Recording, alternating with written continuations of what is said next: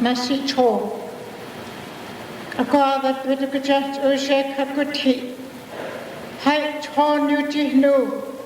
Rattrapont o good hill a question. Getting this at a cut kinky. A God that did question inch o cut good trick beneath I question than get till she. That had to cover easily. Jacob could teach it to go cut a key than finds it gone at a cutinly. Rin taco good night too. Had no that in that generally. Took drin short on a hana quite a that father Jesus. Shocky the land puts on Batsy. Edged cut cheat haircut. It's a cut happening and gone at the leaf. Na finds it none. God at the hinterland to give them. Gone na finds it go gone tree. A father with a good own it, ought to cut chicken other that child. The Lord prayer. Nakati shares it, Nakul Chignori, Shon Choteno.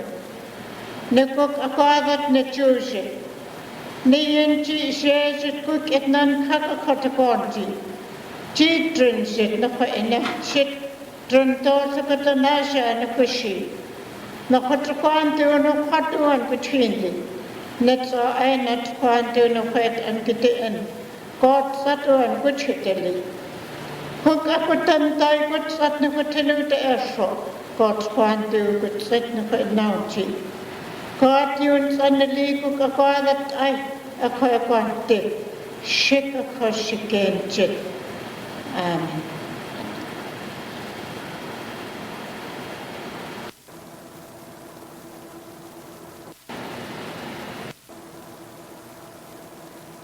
Be seated. Thank you, Ms. Snowshoe, for the prayer today. Ms. Snowshoe is one of my elders from Fort McPherson, Masicho.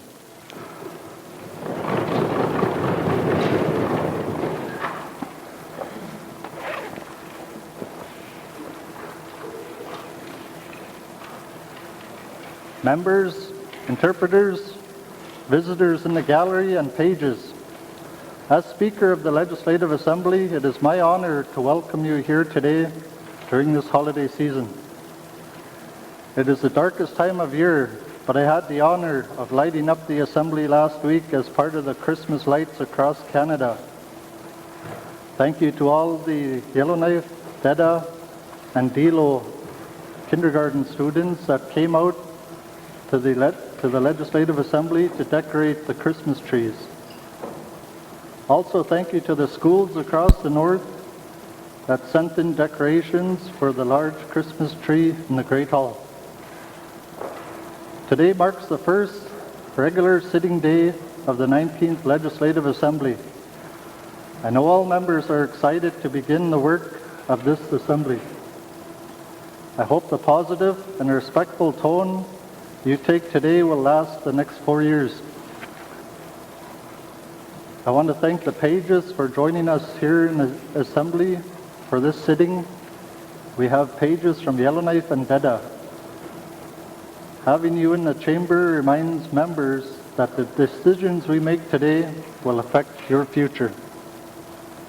Members, our proceedings this week will be interpreted in French and 8 of our 9 Indigenous languages.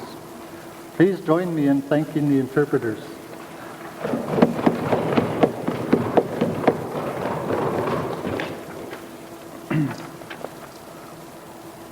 As an early Christmas present to the interpreters, I remind you to speak slowly and take a pause to allow them to catch up.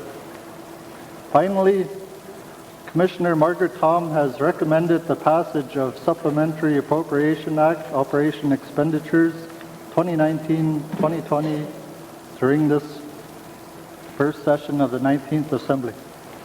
Thank you.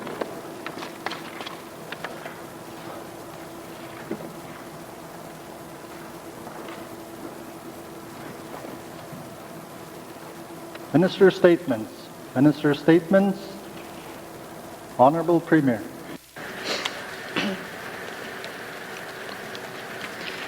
Mr. Speaker, I'd like to welcome all my colleagues to this sitting of the Legislative Assembly. I also want to thank them on behalf of Cabinet and myself for selecting us for the Executive Council. You have chosen a hard-working, strong Cabinet that is committed to working collaboratively with regular members in the interest of all residents of the Northwest Territories. I am proud to take my seat here in Canada's first and only gender-balanced legislature. Women make up half the population, and now half of our representatives in this Assembly. We have a responsibility to serve as a positive example to the rest of the country. Our groundbreaking Cabinet includes 4 other strong, capable women in addition to myself. In the history of the Assembly since 1999, only 3 women have served on Cabinet before, and they have each served in different cabinets.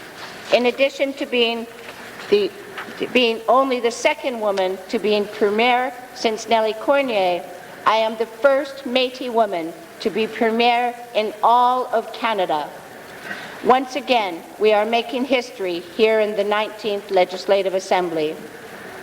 We are also joined by 2 experienced and capable men at the Cabinet table who I know are committed to serving the people of this territory. The Executive Council benefits tremendously from the diversity of voices and perspectives we have around the table. Mr. Speaker, the results of the last election sent a clear message. People voted for change. They did not think that we were being heard, and they were not satisfied with the results their government was delivering. We can do better. We are the servants of the people. Residents of the Northwest Territories have placed their trust in us to represent their interests and make their lives better, now and into the future. We need to listen to what they say, understand what they need, and take action to deliver results. It is critical that our focus be outside of this Legislative Assembly. What happens here is important, but whenever possible, the decisions we make should come from our people. Cabinet must focus on what matters to people when we make decisions. That is why our Cabinet has developed a set of principles to guide us in our decisions to ensure our choices are in the best interest of the residents of the NWT. Our principles include a commitment to support and enhance relationships with Indigenous governments and Indigenous people. We recognize that we are partners in governing this territory, and if we want to deliver results for our residents, we need to work respectfully with our Indigenous government partners within the true spirit of government-to-government relationships. We also recognize that it is more important to produce successful outcomes for people than to apply the same rigid procedures to everyone in every community. That is why our principles ensure that we will choose options that use an integrated, client-focused, and solution-oriented approach when we are making decisions. We will work to ensure that our decisions promote personal and community self-sufficiency. We will do this by making sure government policies, programs, and services help people and communities define their own needs whenever possible, and our work complements their developing their capacity and skills to choose their own futures. We know that to serve NWT residents, we need to understand and respect their cultures and languages, with a special focus on Indigenous language and culture, to enhance the experiences of people when they are dealing with us, and to create a stronger territory. Our decisions will respect diversity and embrace all of the territorial languages and cultures. We also want to ensure that our decisions create economic and financial benefits for Northern residents and businesses. We know that government spending, contracting, and procurement creates business and employment opportunities in the community, regional, and territorial levels. We are going to keep this in mind when we are making decisions, Mr. Speaker, and we will make sure our decisions maximize benefits for our territory. Finally, Mr. Speaker, we are going to make it a priority to explain our decisions and the reasons for them clearly and proactively. We believe people have the right to know and to understand what their government is doing, and we're committed to being more open and transparent. Cabinet will have to make some hard choices sometimes, and we know people won't always like our decisions, but we will explain our decisions and the challenges we face out of respect for the people who elected us to serve them. In the spirit of respect and transparency, we will be tabling Cabinet's Statement of Principles today. It is important that the whole of the government of the Northwest Territory understand the principles that we will live by. Mr. Speaker, this is a new government, and we plan on doing business a new way. Our principles are one of these ways. Working more collaboratively with members is another. There's a wealth of talent and experience in this room, and I believe we are all committed to making a difference for our people. Fostering relationships outside this room will also be a priority for us. The government of the Northwest Territories does not govern alone, and we need the support and participation of many partners to achieve this success. I have already reached out personally to Indigenous leaders in the Territory, and we will start face-to-face meetings in the new year. I have also recently returned from Ontario, where I took part in meetings of Canada's premiers, met with the Prime Minister and federal ministers, and attended the opening of Parliament. I am pleased to say that the North has a lot of support in the South, and the 3 territorial premiers were successful in getting the support of our provincial colleagues to make Northern priorities one of the 4 agenda items for the next First Minister's meeting. Following our meetings in Ottawa, I am confident that the Prime Minister and federal ministers share our goal of creating a strong, prosperous Northwest Territories. I look forward to working closely with them as we finalize plans for both of our governments.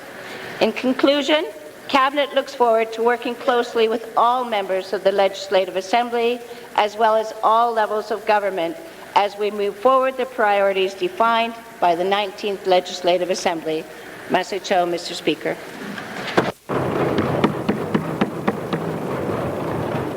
Thank you, Honourable Premier. Minister statements. Minister statements. Minister responsible for youth. Thank you, Mr. Speaker. Mr. Speaker, as Minister responsible for youth, I am proud to speak today about one of the most successful youth initiatives, the Nwt Youth Ambassadors program. From November 14th to the 18th of this year, the Department of Municipal and Community Affairs hosted the Nwt Youth Ambassadors program orientation and training event in Yellowknife. I was pleased to attend this orientation along with the Minister of Municipal and Community Affairs, the Honourable Ms. China. Participants from all over the Northwest Territories were involved.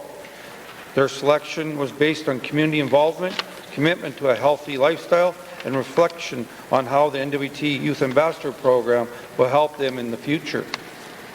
The youth are between the ages of 16 and 22. These fine young people are the role models and leaders of tomorrow. The Nwt Youth Ambassadors program has been in operation for 12 years, and I'm pleased to be able to say that I was part of this program from the very beginning in 2007 when I attended the Canada Games in Whitehorse. The program offers a guided and structured volunteer experience for the Northwest Territories youth at major territorial, national, and international events. Participants have the opportunity to develop life and job skills as well as to build the confidence necessary to deal with complex life challenges. Youth who participate in the program emerge with an increased sense of pride in their culture and community. Participants have reported back that they have, with the influence of this program, experienced personal development resulting in improved self-confidence and better mental health. They've also reported that they feel that they are making healthier life choices, including healthier eating, increased physical activity, living tobacco-free, healthier sexuality, and greater awareness in injury prevention strategy. In anticipation of the 2020 Art Winter Games hosted in Whitehorse, officials joined the ambassadors to highlight the key areas where the youth will be volunteering, the history of the Games, and some of the changes that the 2020 host society is making to include more Indigenous culture. A representative of the North American Indigenous Games also attended to build excitement around the Games in Halifax. This included a session on the Mi'kmaq culture in Halifax. The youth were able to get their first task as volunteers and registered themselves in the online volunteer portal. Mr. Speaker, the program has successfully identified 35 youth from across the Northwest Territories to travel and volunteer either at the 2020 Art and Winter Games in Whitehorse, Yukon, or the 2020 North American Indigenous Games in Halifax, Nova Scotia. 20 youth will attend the Art and Winter Games and 15 will volunteer at the North American Indigenous Games. We know that for any program to be successful, especially when we're taking our youth in new and different locations, it's important the support of dedicated staff. I'd like to thank all the employees involved in this program from the Sport, Recreation, Youth Division, both past and present, for their hard work to coordinate the Youth Ambassadors program. In closing, I would like to congratulate all the youth for a successful weekend. The Nwt Youth Ambassadors program give young people opportunities to travel, volunteer, meet new friends, and develop leadership skills. It has been a life-changing for many participants. Thank you, Mr. Speaker.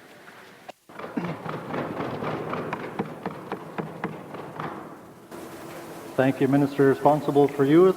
Minister statements. Minister statements. Minister responsible for the Northwest Territories Housing Corporation.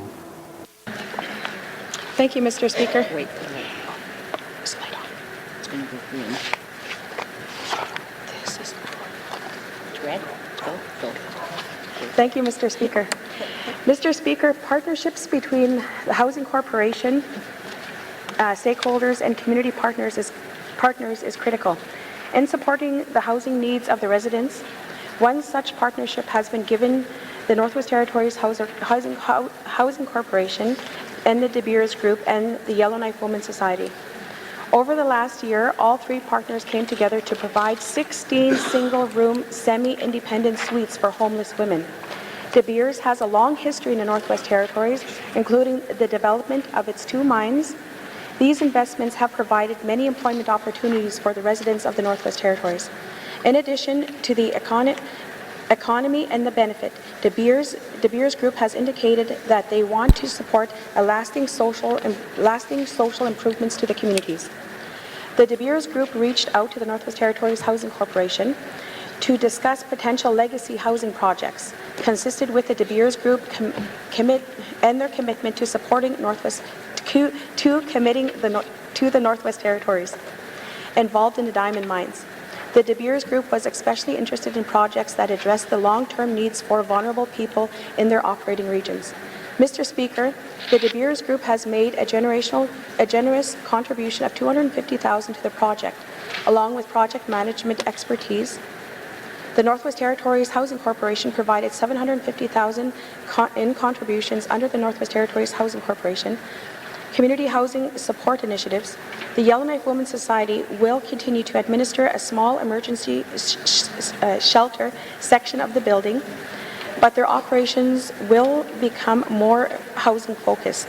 They will continue to provide supportive services for residents in the new suites. These new spaces will provide better privacy, safety, and security for women. The shared living arrangements offering the safety of living with others, as opposed to being isolated in a rental unit in a market rental unit.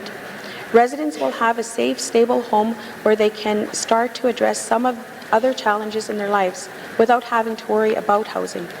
I'm also pleased to say that this project benefited the residents of the shelter beyond just meeting the housing needs, incorporating a women in trades component. This project has employed women who were using the shelter. These women help to construct the living spaces where they will be residing. Building skills and work experience is a great great forward-thinking approach that will benefit these women as they go forward and possibly decide if they wish to pursue a career in trades, construction, maybe one day setting up their own businesses. Mr. Speaker, the Northwest Territories Housing Corporation, in partnership with the Beers Group and the Yellowknife Women's Society, is an excellent illustration of how all levels of our society can come together to meet the housing needs of our people. Thank you, Mr. Speaker.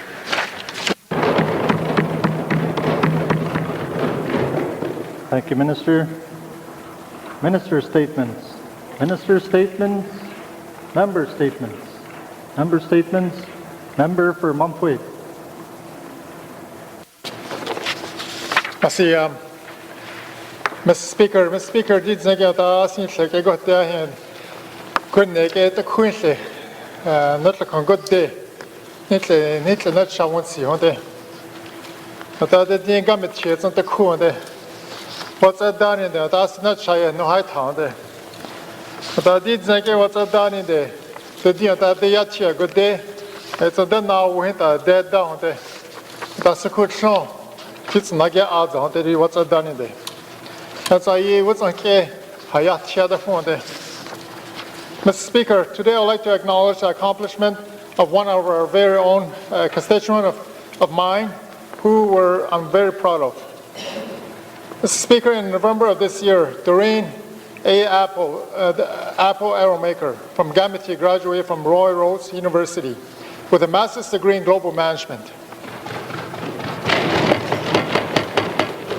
She was awarded the Founders Award from the university for exemplifying the qualities of leadership, sustainability, and personal development for her graduating class. Mr. Speaker, I'm very proud of Ms. Arrowmaker for not only this accomplishment, but also how she achieved it. Doreen is from a small outlying community.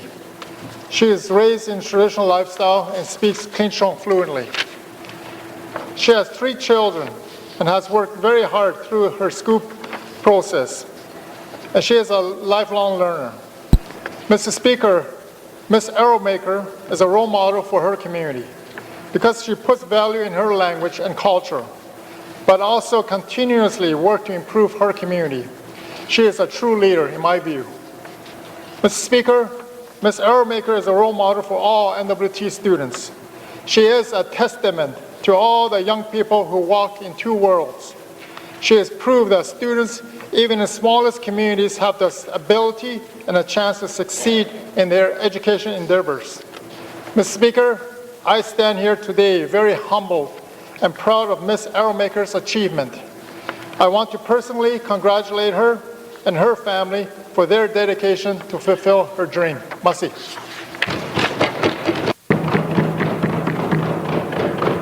Thank you, Member for Mumfway. Next we have Member for Frame Lake. Merci, Monsieur le Président. On November 29, 2019, I attended the climate strike organized by Yellowknife's youth. This enthusiastic group has now organized 3 events in Yellowknife, and a similar group has organized strikes in Inuvik too. What people young and old want is actual action on climate change, something this jurisdiction has generally failed to address. Clearly, climate change is a real and urgent crisis driven by human activity that impacts the environment, biodiversity, the economy, and human health. NWT residents are feeling the impacts of climate change today, from coastal erosion to wildfires, melting permafrost, heat waves, and other extreme weather events which are projected to intensify in the future. The impacts of climate change are being felt most profoundly in the polar regions of our planet. The 19th Legislative Assembly has committed to strengthen this government's leadership and authority on climate change and to ensure climate change impacts are specifically considered when making government decisions. At least 473 Canadian jurisdictions, including national, provincial, territorial, municipal, and Indigenous governments, have declared a climate emergency, and over 25 countries around the world have done the same. It's time that our government declares a climate emergency in the Northwest Territories. We are obligated to meet international emission targets under the Paris Agreement, but we'll need to make deeper reductions to hold global warming below 2 degrees Celsius, which would result in irreversible damage. So what would a climate emergency declaration actually do? In many other jurisdictions, a response plan is being developed, just as any other emergency would require, accompanied by concrete actions and expenditure of funds. Later today, I will table a draft motion that would result in the declaration of a climate emergency in the Northwest Territories with a requirement for the development of a response plan by January 1st, 2021 to be tabled in this House. I welcome any feedback and input from the public and my colleagues on both sides of this House, as I intend to bring back the motion in our next session in 2020. Merci, Mr. Speaker. Thank you, Member for Frame Lake. Member statements. Member statements. Member for Trinity Willowdale.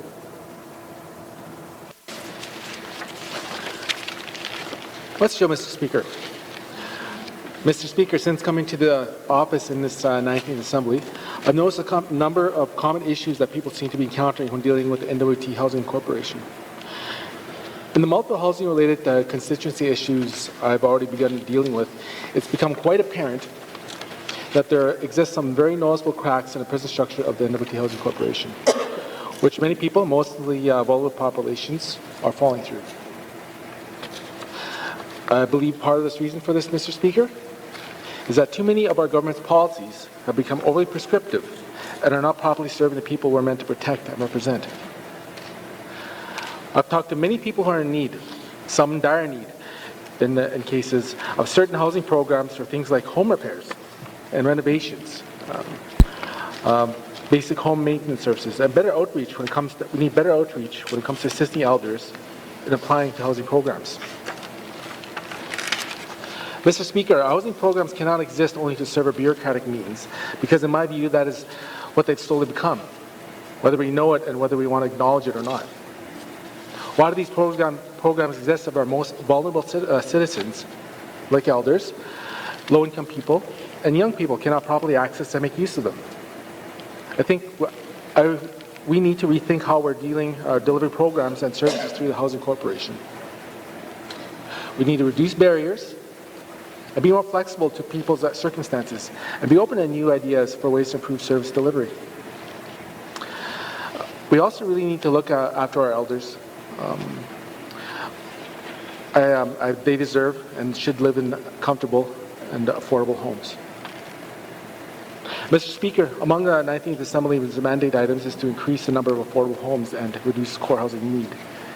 So if we want to make good on a commitment like that, we must work to improve aspects of the Housing Corporation wherever it is needed, including the areas I identified today. Some of our housing policies are outdated, are not working for everyone as they should. This is not sustainable, and we have a duty to change course when something is not working. Merci, Mr. Speaker.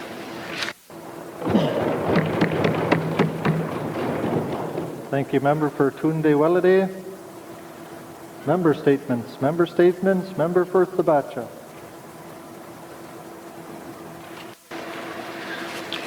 Mr. Speaker, I would like to begin by thanking the constituents of Fort Smith for electing me as their MLA. It is an honor to represent my amazing community in this government body, and I will do my best to advocate for the interests and constituents of Fort Smith. Now, without further ado, I'm going to jump right into talking about the issues. My statement is directed to the Minister of Education. Mr. Speaker, historically, Fort Smith has been known as the educational capital of the NWT. Aurora College in the NWT has flourished and grown from the humble beginnings in Fort Smith into now having a presence in almost every community in the Northwest Territories.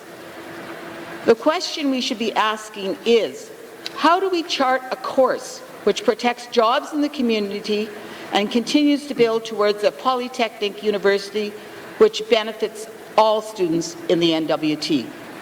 Mr. Speaker, along with maintaining the Aurora College headquarters in Fort Smith, we must develop a plan that continues to grow Aurora College and the academia of the Polytechnic University. To date, the plan does not address the real issues. Aurora College is suffering from lack of enrollment during the transformation to a Polytech University. Where is the transparent plan for how Aurora College will survive? while the transition of the Polytech University materializes. Mr. Speaker, Aurora College in Fort Smith has grown from the ground up to its present forum and has developed a proven unique relationship with the culture and traditions of the people of the NWT. Mr. Speaker, I say with conviction that the headquarters of Aurora College, as well as the future Polytech University, must remain in Fort Smith, a community which has a proven track record of growing education in the Northwest Territories. Thank you, Mr. Speaker. Thank you, Member for Thabatra. Member statements. Member statements. Member for Yellowknife Centre. Merci, Mr. Speaker. Mr. Speaker, mandate letters for ministers are a recent innovation in the Northwest Territories. They've been used in the last two assemblies to detail the actions required to implement the priorities agreed on by all 19 members. It's my hope that the new Premier will continue this practice for her cabinet and we will see mandate letters for them soon. In the meantime, I've written a mandate letter for myself. First, I'm grateful to the people who live in Yellowknife Centre for re-electing me to continue my advocacy work. I am here for all of you, determined to make a difference for each of you in the issues you talked about, such as the need for economic diversification, reconciliation with Indigenous people, more affordable housing and electricity, a stronger continuum of education from early childhood development to post-secondary education, and a downtown where everyone feels safe. Your priorities are my priorities. Cabinet is now working on how these goals will be accomplished.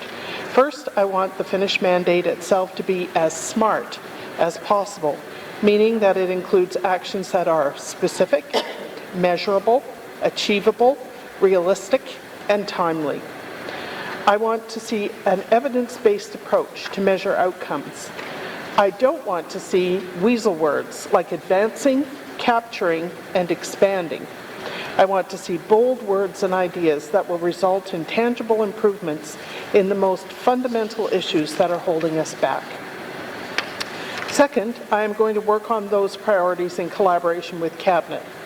That means I'm going to cooperate, yet I must be persuaded that the proposed actions are in the best interests of my constituents. In the last Assembly, the word collaboration was drained of meaning as Cabinet and regular members worked in segregation. We ended up with an arrangement that was called consensus, but in fact was hyper-partisan, with government and its allies on one side and the remainder of regular members on the other. Not all the time, but often, especially when we were under pressure to wrap up the business of the 18th Assembly. These were some of our best moments and also our worst, where compromise became a dirty word. Third, my mandate includes holding the government to account. Expect me to ask hard questions and lots of them. Expect me to continue talking about best practices in policy in other jurisdictions and how they could be applied here. Expect me to be as tough on the women in Cabinet as I am on the men. In short, expect me to continue to be an advocate for my constituents, residents of the Northwest Territories, and a champion for all. This is my mandate. Thank you, Mr. Speaker. Thank you, Member for Yellowknife Centre. Minister statements. Minister statements. Member statements, sorry. Member for Kamloops. Thank you, Mr. Speaker. On Friday, the National Day of Remembrance and Action on Violence Against Women, my mother laid a rose for one of the 14 women engineers murdered on December 6, 1989, in an act of gender-based violence. As a young woman, my mother wanted to become an architect. She was scolded for wanting to take a man's place in school. When she applied, she was told first she would need to prove that she could keep up with the men by completing a pure math degree, a prerequisite not required by her male colleagues. She graduated in Montreal with honours and then from UBC with an architectural degree, again with honours. When my mother arrived north in the 80s, she was the only female registered architect and spent her career travelling to northern communities as a public servant. Her proudest career moments weren't sitting in front of a drafting table or coordinating a new build. It was sitting in small rooms speaking with people about what a future rec center, health center, or school meant to their community. My mother wanted to empower people to take ownership of their community, to take a lead role in having their voices heard. Her career goal was to quietly build people up and pass along the self-determination she had won through her education. My mother's education was her freedom. It empowered her to make her own way, be creative, and build up community. December 6th, 30 years ago, changed the lives and awareness of so many women across Canada. For the first time, my mother's education was no longer her freedom. On that day, it made her a target. But it didn't deter her. It strengthened her grip on her education and made her work harder to give others a voice. Before last week's anniversary, I was asked how we could make what happened 30 years ago relevant today. When women in this room have been told that they have too little or too much family to sit in these seats, we still have work to do. When 4 out of 5 female undergraduate students at Canadian universities report date violence, we still have work to do. When the NWT has the second highest rate of violence against women, we still have work to do. When our nation needs to pull together a coast-to-coast inquiry for the agonizing legacy of murdered and missing Indigenous women and girls, and then still have to demand its calls for justice be implemented, we still have a lot of work to do. Ending gender-based violence will take every single one of us, every politician, every public servant, every parent of every child. Changing our story will take every single one of us now. That's why December 6, 1989 is still relevant today. Thank you, Mr. Speaker. Thank you, Member for Cam Lake. Member statements. Member statements. Member for Nwt Twin Lakes. Thank you, Mr. Speaker. In honor of Human Rights Day, which is also the final day of the 16 days of activism against gender-based violence, I'd like to read the introduction from the final report of the National Inquiry into Missing and Murdered Indigenous Women and Girls. Reclaiming Power and Place. Understanding violence against Indigenous women and girls and 2S LGBTQIA people. Indigenous women and girls and 2S LGBTQIA people in Canada have been a target of violence for far too long. This truth is undeniable. The fact that this national inquiry is happening now doesn't mean that Indigenous people waited this long to speak up. It means it took this long for Canada to listen. More than 2,380 people participated in the national inquiry into missing and murdered Indigenous women and girls, some in more ways than one. 468 family members and survivors of violence shared their experience and recommendations at 15 community hearings, one here in Yellowknife. Over 270 family members and survivors shared their stories with us in 147 private or in-camera sessions. Almost 750 people shared through statement gathering, and 819 people created artistic expressions to become part of the National Inquiry's legacy archive. Another 84 expert witnesses, elders, knowledge keepers, frontline workers, officials provided testimony in 9 institutional and expert knowledge keeper hearings. The truth in these National Inquiry hearings tell the story, or more accurately, the thousands of stories of acts of genocide against First Nations, Inuit, and Métis women and girls and 2S LGBTQIA people. The violence the National Inquiry heard amounts to race-based genocide of Indigenous people, including First Nations, Inuit, Métis, which especially targets women and girls and 2S LGBTQIA people. This genocide has been empowered by colonial structures, evidenced notably by the Indian Act, 60 Scoop, residential schools, and breaches of human Indigenous rights leading directly to the current increased rates of violence, death, and suicide into Indigenous populations. Thank you, Mr. Speaker.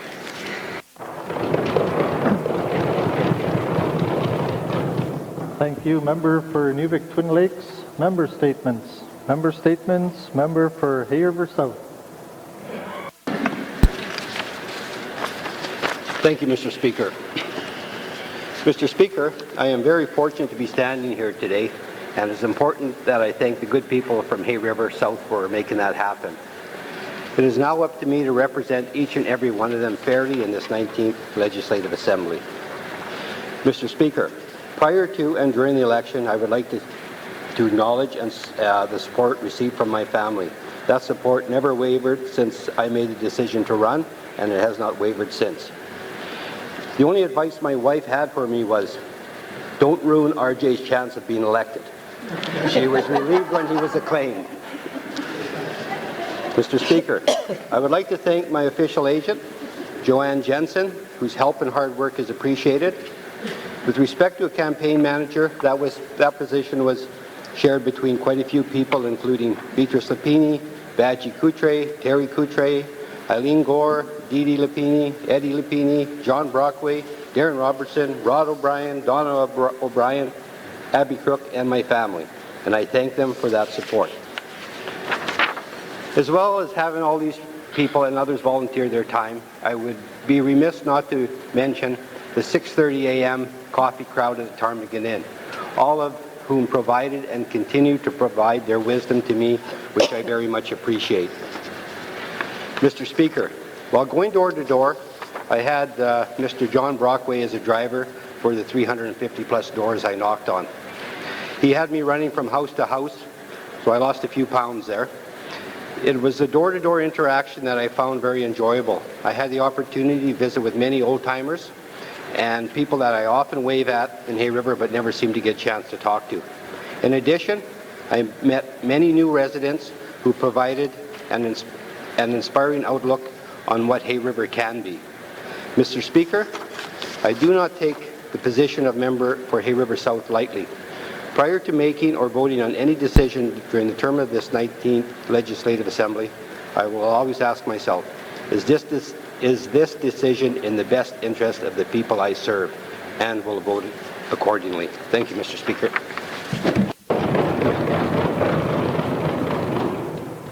Thank you, Member for Hay River South. Member statements. Member statements. Member for Ditchell.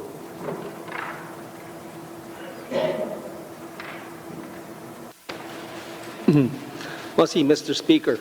I would like to use my member statement today to thank the people of the Detcho electoral riding for instilling in me the confidence to represent them as a member of the Legislative Assembly.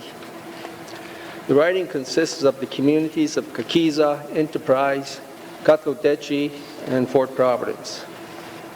Although I didn't receive a resounding number of votes from the communities in my riding, each and every one will be treated fairly and with the respect they so deserve. Many in these communities are my friends and will continue to be so, including the many new friends I have met on the campaign trail. Elections always have a way of dividing people, even close relatives and friends. We need to put all that aside now and continue with our daily lives for the betterment of the communities and especially the people, young and old. I have to give a big shout out to my family for their unwavering support throughout this campaign, be it encouraging words, financial resources, or the organizing of gatherings. You just can't beat the love of family, especially my grandchildren, in whose eyes I see hope and optimism for the future of which I will be a part of charting. As the Dene elders have always stated, the children are our future.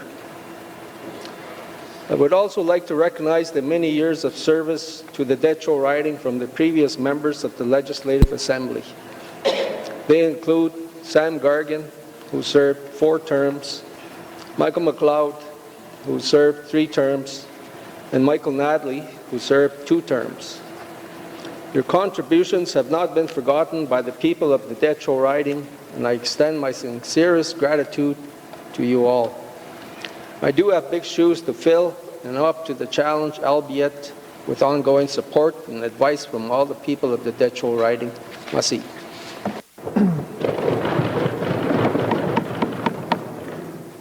Thank you, Member for Ditchell. Member statements. Member statement. Member for Yellowknife North. Thank you, Mr. Speaker. Along with my colleagues, I would like to recognize that today is World Human Rights Day, which marks the conclusion of the 16 days of activism against gender-based violence. After publishing the priorities of this 19th Assembly, it was pointed out by a number of my constituents that any mention of working to address violence against women was missing from the list. This is an omission that I believe this Assembly must rectify. It must be made clear that taking action to end domestic violence and gender-based violence is a priority of this Assembly. In the throne speech last week, the federal government committed to reconciliation and responding to the calls for justice of the inquiry into missing and murdered Indigenous women and girls. We are living in an Indigenous territory, and we work within a gender-based assembly. We can and should be leading the way on ending gender-based violence. This is a difficult topic to speak about. It is a topic of actual tragedy, and with some of the worst domestic violence rates in the country, this tragedy is taking place right now. This is a difficult topic for me to speak about. I find the voice of men is all too often silent on fighting gender-based violence, despite men overwhelmingly being the perpetrators. This silence places an unfair burden on the victims to also be advocates for change. This silence is reinforced by a culture in which too many men and boys are discouraged from speaking with vulnerability, from admitting weakness or sadness or pain. This is a part of the narrative that needs to change. I believe we in this House must not shy away from speaking about the things that are hard to speak about the roots of tragedies that are still taking place, and about the faults in our systems, in ourselves, and about the desperate need for change. Change in a society that disproportionately harms our most vulnerable. Much of the policy work to enact this change has already been done for us. The inquiry into missing and murdered Indigenous women and girls calls for justice are addressed specifically to governments. In this report, one of the roadblocks identified was a lack of political will. I'm here to say the political will exists in the Northwest Territories. This 19th Assembly is now writing its mandate. Now is the time to commit to implementing the calls for justice in collaboration with all levels of government. Thank you, Mr. Speaker. Thank you, Member for Yellowknife North. Member statements. Member statements. Member for Nunavut. Mr. Speaker, today I want to pay tribute to an important member of our community who reached her 101 years of experience and accomplishments, Ms. Persis Grubin, on her passing. Persis was born somewhere along the Peel River on October 20th, 1918 to Sarah and Lyman Cooey. Her father Lyman passed away when she was 3 years old, so Reverend Whittaker chose Lenny and Glangasuk to be Sarah's husband. Even though she was Gwich'in and he was Inuvik, he would be a good provider, loving husband and father. Today they had nine children, 5 daughters and 4 boys. Her half-brother, John Kivik, gave Persis her Inuvialuktun name, Ayunik. As a young girl, Persis learned Inuvialuktun from her dad because she had to translate conversations with her Inuvialuktun dad and her Gwich'in mother. She taught her mother how to speak Inuvialuktun. Between 1925 and 1930, Persis and her family lived at Pierce Point, Tobcod Bay, near Sachs Harbor. In 1930, Persis went to Anglican Residential School at Shingle Point for 3 years.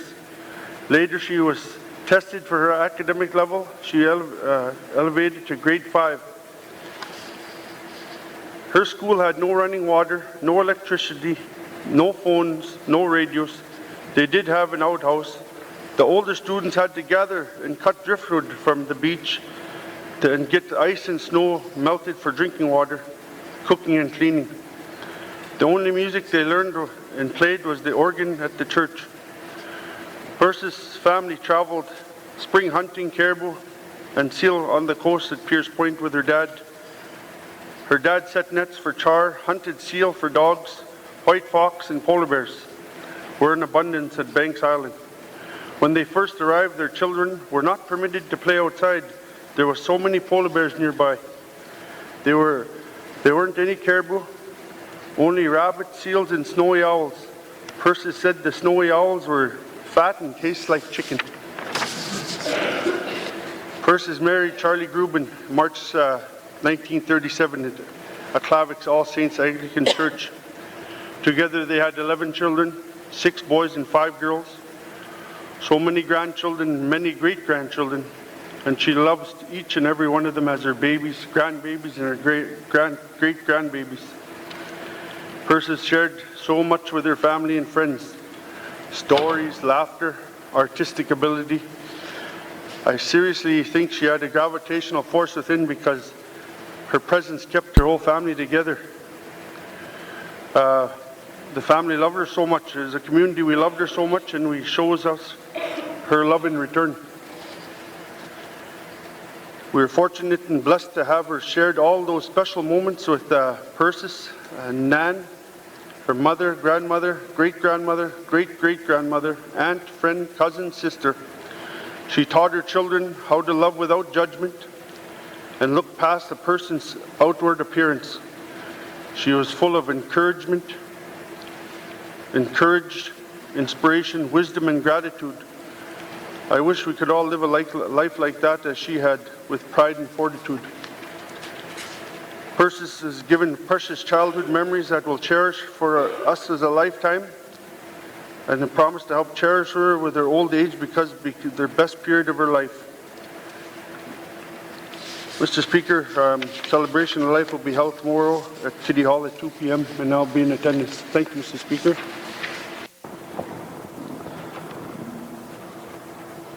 Thank you, Member for Nunukput. Member statements. Member statement, Member for Nahende. Thank you, Mr. Speaker. Mr. Speaker, today is an honor for me to stand in the House and speak about the passing of a well-known man from the community of Fort Liard. Harold Paul Bertrand was born on October 11, 1968 in Fort Liard to his parents, Francois and Pauline Bertrand. Harold was the third youngest of his children of the family. He passed away on September 24, 2019 with his loving family around him. Harold was known as a DJ back in his young days. He would get the old community hall just rocking with his music selection. It was funny watching him play music, then get himself on the dance floor, and before the song was over, he would be back up on the stage getting ready to play the next song. From what I heard, people loved to watch him dance, as they know he was in his element on the dance floor.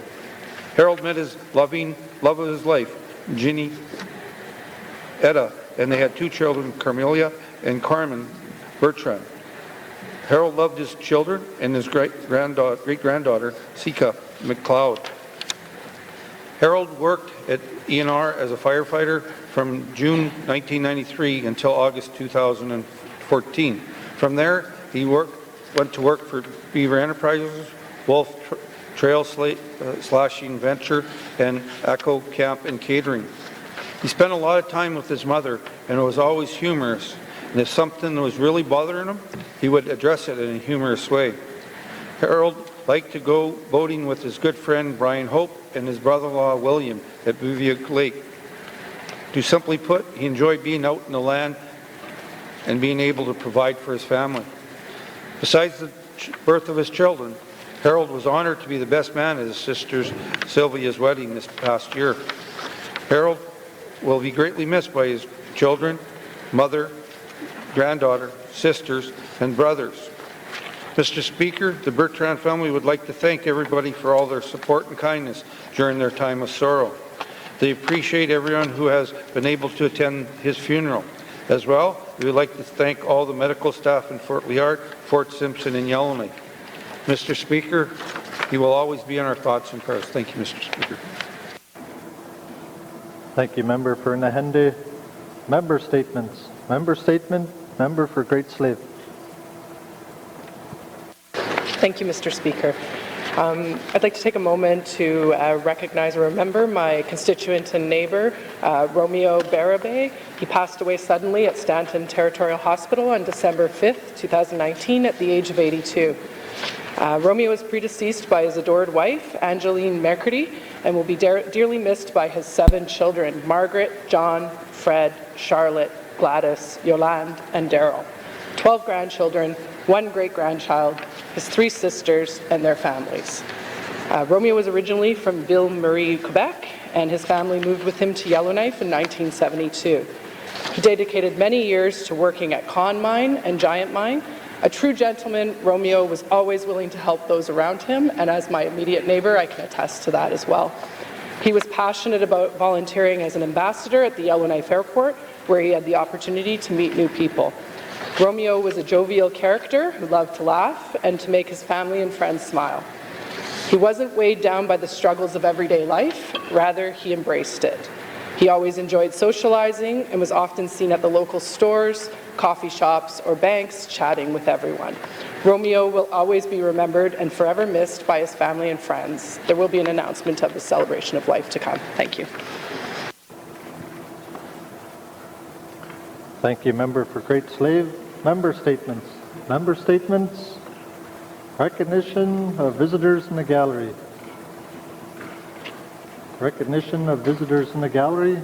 Members, please join me in welcoming Mr.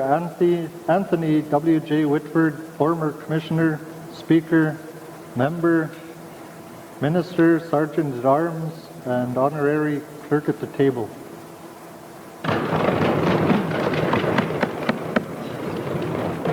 Also members with us today is Mr. David Jones, Legislative Assembly's Integrity Commissioner.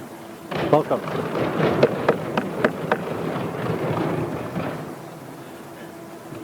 Recognition of visitors in the gallery. Member for Yellowknife Centre. Oh. Oh. Thank you, Mr. Speaker. Mr. Speaker, I'd like to recognize 3 pages from Yellowknife Centre who are helping us this week. Ms. Juniper Falvo, Madison Moback, and a return appearance by Desiree Pitt. I'd like to thank the pages for all the work they do for us. Merci. Thank you, Member for Yellowknife Centre. Next we have Member for Cam Lake.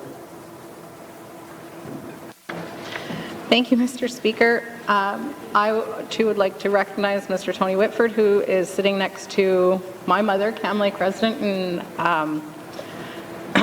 Carol Tetlow. I'd also like to thank her for teaching me the importance of building up people and communities with our hearts as our compass. I'd like to also recognize Sir John Franklin High School students, young women, and Cam Lake residents, the ridiculously talented Lana Saunders, and also smart as a whip, Adrian Lamb, who are working as pages today and paving their own path to becoming future leaders. I also notice a neighbor of mine, Sarah Minot, sitting up there, and also Cam Lake resident, Sarah Kelney-Watson, who is also a constituency assistant for Yellowknife South. Thank you. Thank you, Member for Cam Lake. Recognition of visitors in the gallery. Member for Nuvik Twin Lakes. Thank you, Mr. Speaker. I'd like to recognize my constituency assistant, Loretta Rogers, who traveled with me this week. Thank you.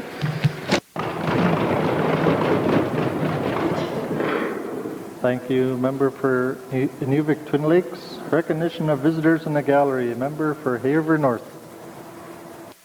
Thank you, Mr. Speaker. I want to recognize someone who, as we just heard, is always looking out for me, my mother, Miss Betty Lyons. I'd also like to acknowledge my constituent, Miss Donna O'Brien, and of course, she's back, my sweetheart, Miss Chantel Lafferty. Thank you. Thank you, Member for Haver North. Recognition of visitors in the gallery. Member for Great Slave.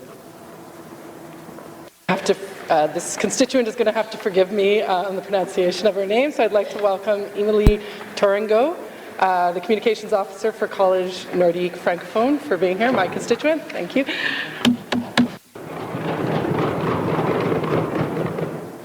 Thank you, Member for Great Slave. Recognition of visitors in the gallery. Member for Thabacha.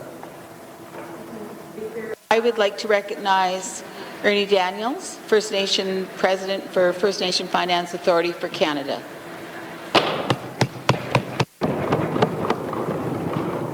Thank you. Recognition of visitors in the gallery. Member for Haver South.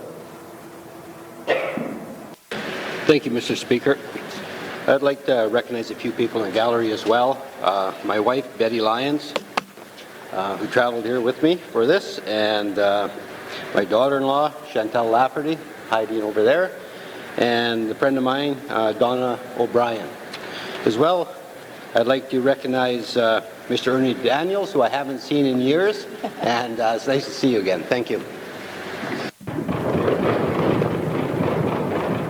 Thank you. Member for Hay River South, recognition of visitors in the gallery. Member for Yellowknife North. Thank you, Mr. Speaker. I would like to recognize two visitors who are visiting from the Association des Collèges et Universités de Francophonie Canadienne, an organization that works with Francophone colleges and universities across Canada. I would also like to recognize my constituent, Ms. Josée Clermont from the Collège Nordique Francophone.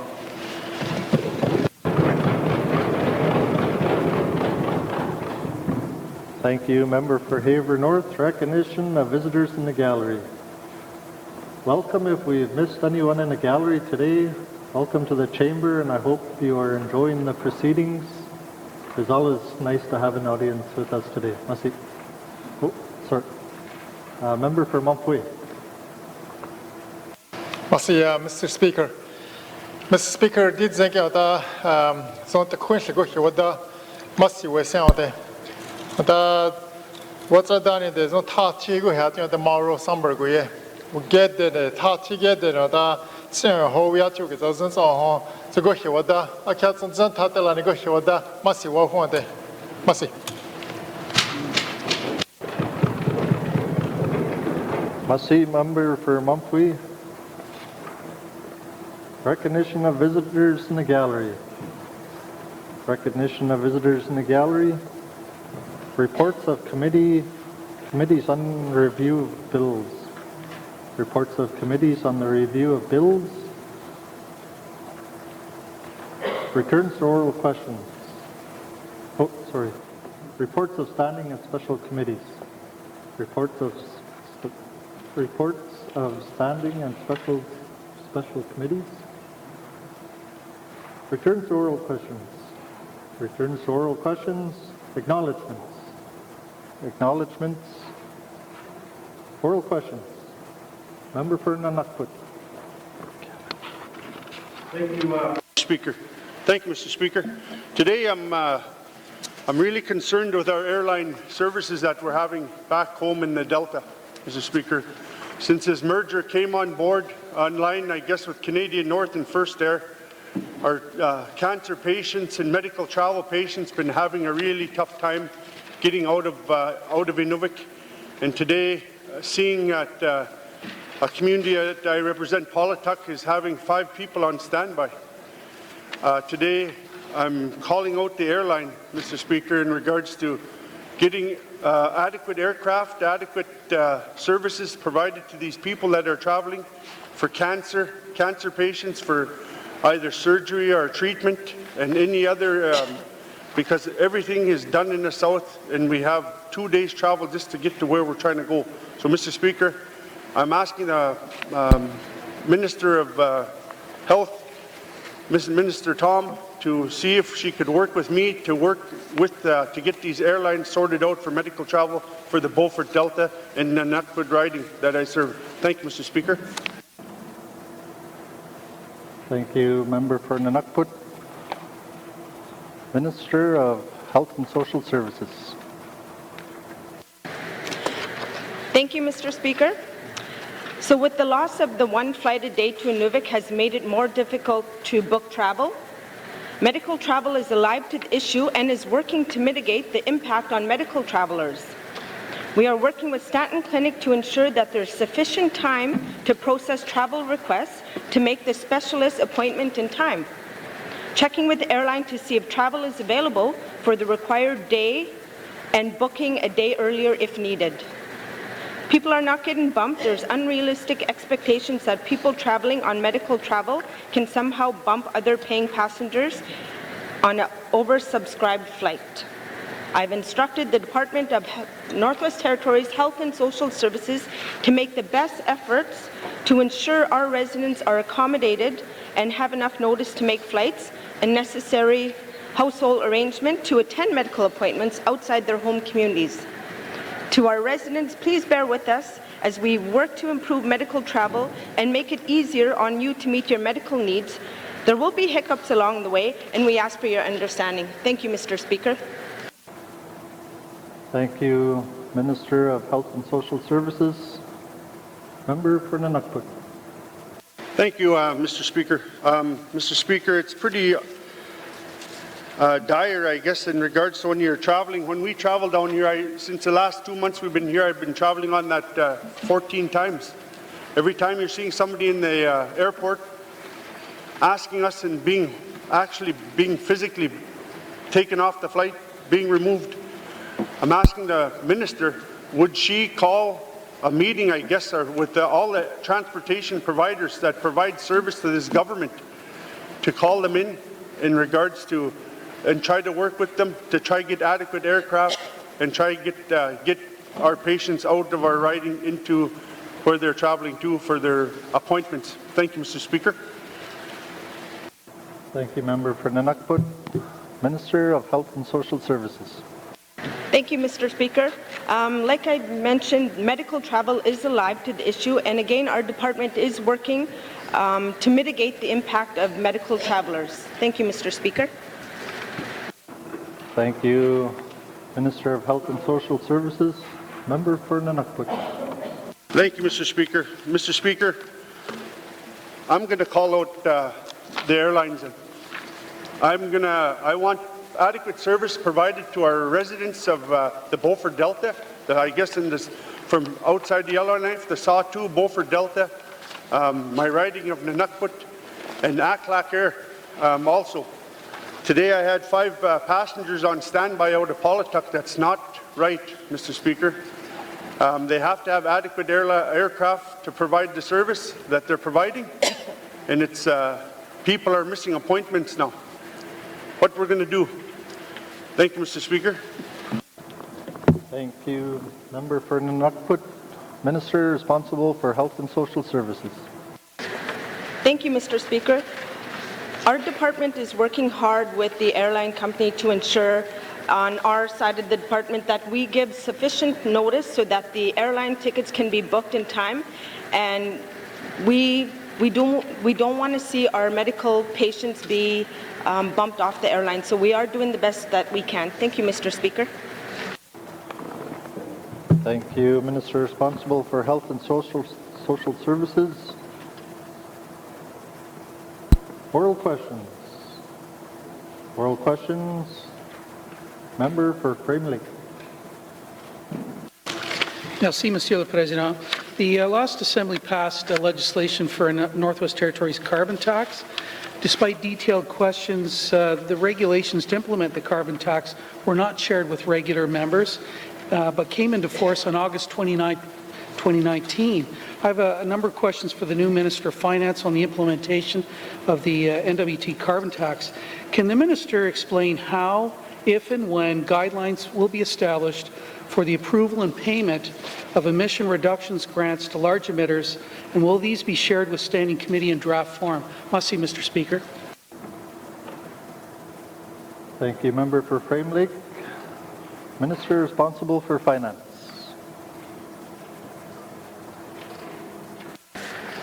Thank you, Mr. Speaker.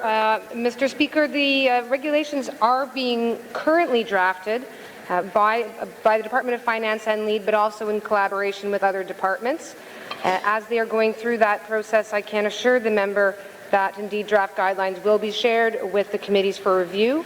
And while I don't have a deadline for that, I'm expecting that should be in early 2020, and at that time would be happy to join in terms of making myself available as well to the member in order to participate in that in the review of those draft guidelines. Thank you, Mr. Speaker. Thank you, Minister of Finance. Member for Frame Lake. Merci, Monsieur le Président. I'm glad to see that the spirit of collaboration is alive and well in this House. For the record, the large emitters in the Northwest Territories as set out in the regulations are Diavik Diamond Mines 2012 Incorporated, De Beers Canada Incorporated, Dominion Diamond Caddy Corporation, and Imperial Oil Resources NWT Limited. Can the Minister tell us whether there have been any discussions between the large emitters and finance officials on the carbon tax and its implementation, and would the Minister provide this Assembly with some details? Merci, Mr. Speaker. Thank you, Member for Frame Lake. Minister of Finance. Thank you, Mr. Speaker.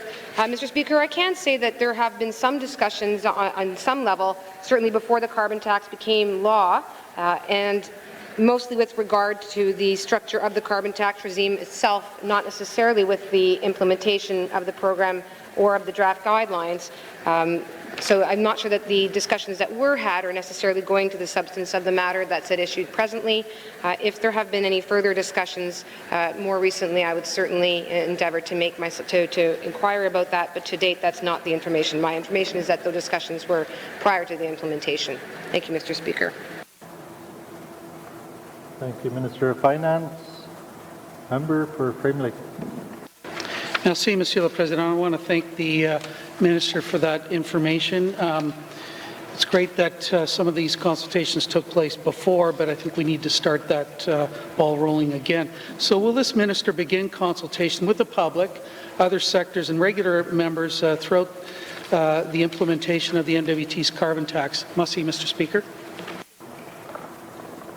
Thank you, Member for Frame Lake. Minister of Finance. Thank you, Mr. Speaker. Mr. Speaker, I'm sure as the members are aware, there certainly were the consultations that were conducted during the development generally of the carbon tax program. This included, of course, both in-person and online consultations. The annual report on the Northwest Territories carbon tax will be tabled annually in the Legislative Assembly. That certainly does provide the members of this Assembly with the opportunity to review the implementation and to inquire as to that implementation. In addition, the Northwest Territories Climate Change Strategic Framework itself also commits to an annual emissions tracking system and reporting, which is to be done in collaboration with Environment and Climate Change Canada.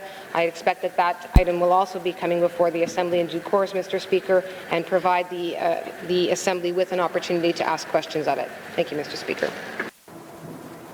Thank you, Minister of Finance. Member statements, oral questions. Oral questions. Member for Montpuy. Oh, sorry. Supplementary, member for Frame Lake. Thanks, Mr. Speaker. I guess we're all a little bit rusty here today, so I want to thank the Minister for that response. She talked about annual reporting, which is great, and that's what I want to get to next. So one of the reasons I voted against carbon tax in the last Assembly was the total absence of accountability and transparency in the implementing the legislation, inability of regular MLAs to propose any meaningful changes. So the regulations that were quietly introduced on August 29, 2019 do not set out or require any form of public reporting on significant matters such as how much carbon tax is collected, what it's used for, and whether it's actually effective or not. So can the Minister explain to this House, what public reporting will be undertaken on the collection, use, and effectiveness of the carbon tax, and if not, why not? Thanks, Mr. Speaker. Thank you, Member for Frame Lake. Minister of Finance. Thank you, Mr. Speaker. Mr. Speaker, my understanding at this stage is that the type of public reporting that the member may be inquiring about is still part of the system that's being developed with respect to implementation. As I've mentioned earlier, the draft will be shared with the committee in due course, Mr. Speaker. Thank you. Thank you, Minister of Finance. Oral questions. Oral questions. Member for Montpuy. Mr. Speaker. Mr. Speaker, the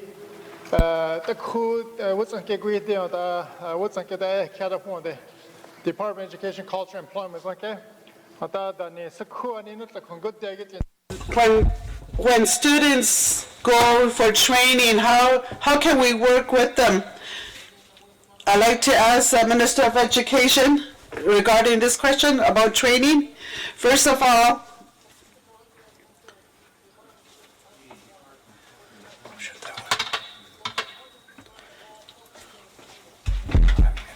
and how do we celebrate those that are successful in their programs? Mr. Speaker.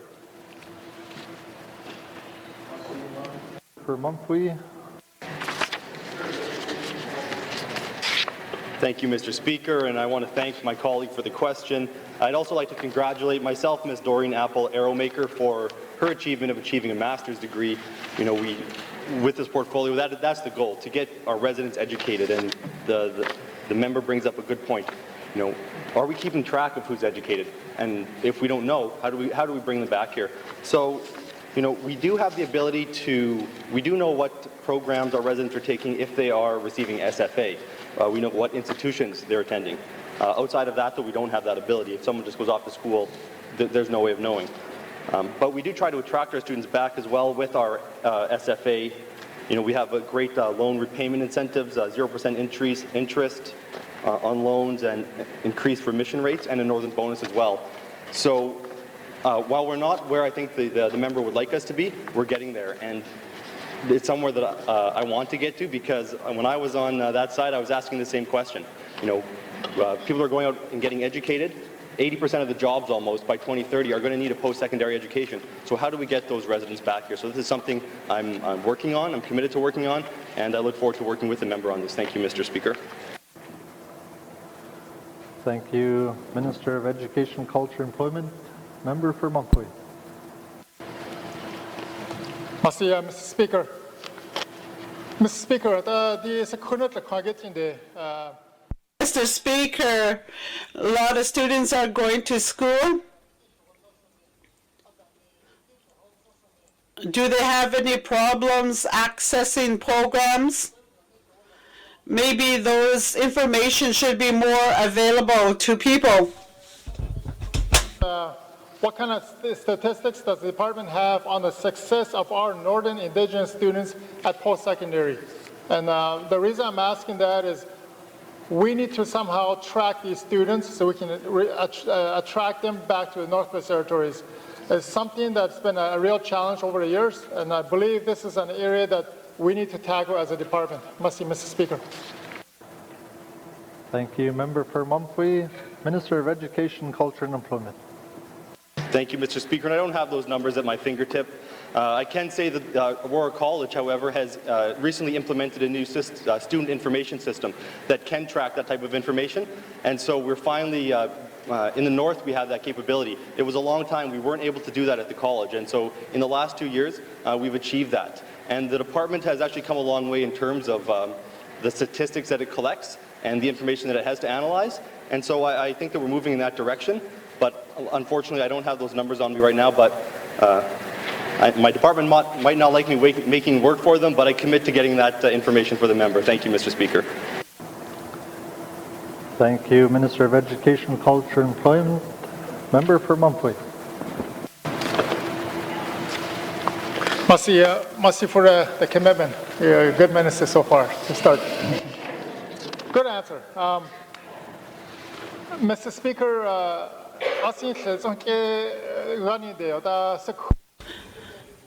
when students go to college, we want everything readily available for them. And we also want them to return to work in our communities. So how many of them are in college? I'm asking the Minister of Education. The Minister have reached out to the post-secondary students to provide them opportunities such as jobs, internships, on-the-job training, and most especially in the small, isolated communities that my colleagues over the years have demanded, even as the small communities, creating opportunities for these students to return to their home communities with their education. So what have we done as a department to date on this particular area? Mr. Speaker. Thank you. Member for Mumphy, Minister of Education, Culture and Employment. Thank you, Mr. Speaker. I know there's an internship program with the GNWT heads through the Department of Finance, I believe. But the member's right. We need to do more, I think. One of the first things I talked about when I got this portfolio was the need to be better communicators and do a better job promoting education and promoting the North as a place to come back to. We need to reach out to our students. We do that through student financial assistance. They have a great advertising program. When I was in school, I always knew when my payments were supposed to come and when my application was supposed to be in, and we need to extend that. We need to let people know, our students who are away, know that there's work for them back here. The Northwest Territories is still the land of opportunity. You know, that's why I came back. And I've said in this house many times that when I was in law school, it would have been an opportune time for the GNWT to reach out to me and talk about some of the opportunities that there are in the North. And so that's one thing I'm working on, and I look forward to making that happen. Thank you, Mr. Speaker. Thank you, Minister of Education, Culture and Employment. Member for Mumfui. Merci, Mr. Speaker. Mr. Speaker, Minister Sika, what's it? The students that are going to school, let's try to help them as much as we can, and that's what you're trying to do, which I'm thankful for. When students go to college, we want them to return into our community and have jobs available for them. Education, culture, employment. Ham and I think a lot alike, so which is great. And I'd like to ask my last question is how many students, he may not have the stats today, but I'd like to get that information from him. How many students did we hire last summer in their fields of studies? Either graduates or in a program, in existing programs. And those information will be valuable for our, the members across the floor here to work with the ministers at the appropriate time. Merci, Mr. Speaker. Merci, member for Mumfui, Minister of Education, Culture and Employment. Thank you, Mr. Speaker. I believe we hired around 300 summer students in the GNWT, but I'm not sure how many in their actual field of study. I think the Department of Justice hired all the law students from the Northwest Territories last year, actually, though. So, we are making some progress, and I look forward to making more. But, these are all good points, and I will continue to advance this. Thank you, Mr. Speaker. Thank you, Minister of Education, Culture and Employment. Oral questions. Oral questions. Member for Thabacha. Thank you, Mr. Speaker. My question is for the Minister of Education, Culture and Employment. Mr. Speaker, the planned transformation of the Polytechnic University must be made public to the people of the NWT, especially to the residents of Fort Smith, where the headquarters is now situated. Morale and stability of jobs must be protected. My question to the Minister is, will your department be accountable and transparent and consult with the ongoing concerns of the community of Fort Smith? Thank you, member for Thabacha. Minister responsible for Education, Culture and Employment. Thank you, Mr. Speaker, and I want to thank my colleague for bringing this forward. I completely understand the concerns that we had a foundational review, and the third party who did the review of the college suggested moving the headquarters to Yellowknife, and so I understand why there was this concern coming out of Fort Smith. But Fort Smith is the headquarters, as they say. It's the home to the corporate services of Aurora College. I believe there's 40 jobs in corporate services. There's never been a plan to move that out of Fort Smith. There's not a plan now to move it out of Fort Smith. There's never even been a discussion about moving that out of Fort Smith. So I want to give the member that assurance. In terms of the engagement she talked about, one of the first things I did, again, in the first meeting I had with the Aurora College transition team, was talk about the level of engagement that we have. I said that if we want to be successful in this transition, the staff has to buy in at Aurora College. The staff in Fort Smith, and I made that point very clear. And so going forward, we're on the verge of creating some working groups within the college so that staff will be fully engaged in developing and implementing plans going forward. There's going to be a 3-year strategic plan that Aurora College is developing, and that right now there's an online survey that any member of the public can fill out, and that's open until January, I believe, 10th of 2020. We're going to do a regional needs assessment that will include engagement with Indigenous governments and communities across the territory. And the other thing I said in my first meeting was that, this Assembly committed to implementing UNDRIP, the United Nations Declaration on the Rights of Indigenous Peoples, and I'm not going to get ahead of ourselves on the mandate, but it's clear that we need to have more engagement with Indigenous governments. So I wanted to make sure, and I told my department, that we need to have the right kind of engagement with Indigenous governments, and so the department is going to reach out to the Indigenous governments and define what that engagement is going to look like. And that includes Salt River, that includes the Métis in Fort Smith. So, Mr. Speaker, I want to assure you that engagement is one of my top priorities, and not just for the sake of saying we did it and checking a box. Thank you, Mr. Speaker. Thank you, Minister responsible for Education, Culture and Employment. Member for Sabacha. Assurance to commit enrollment in all of the courses is not frozen in any way, shape or form. Business continues as usual at Aurora College headquarters must be maintained.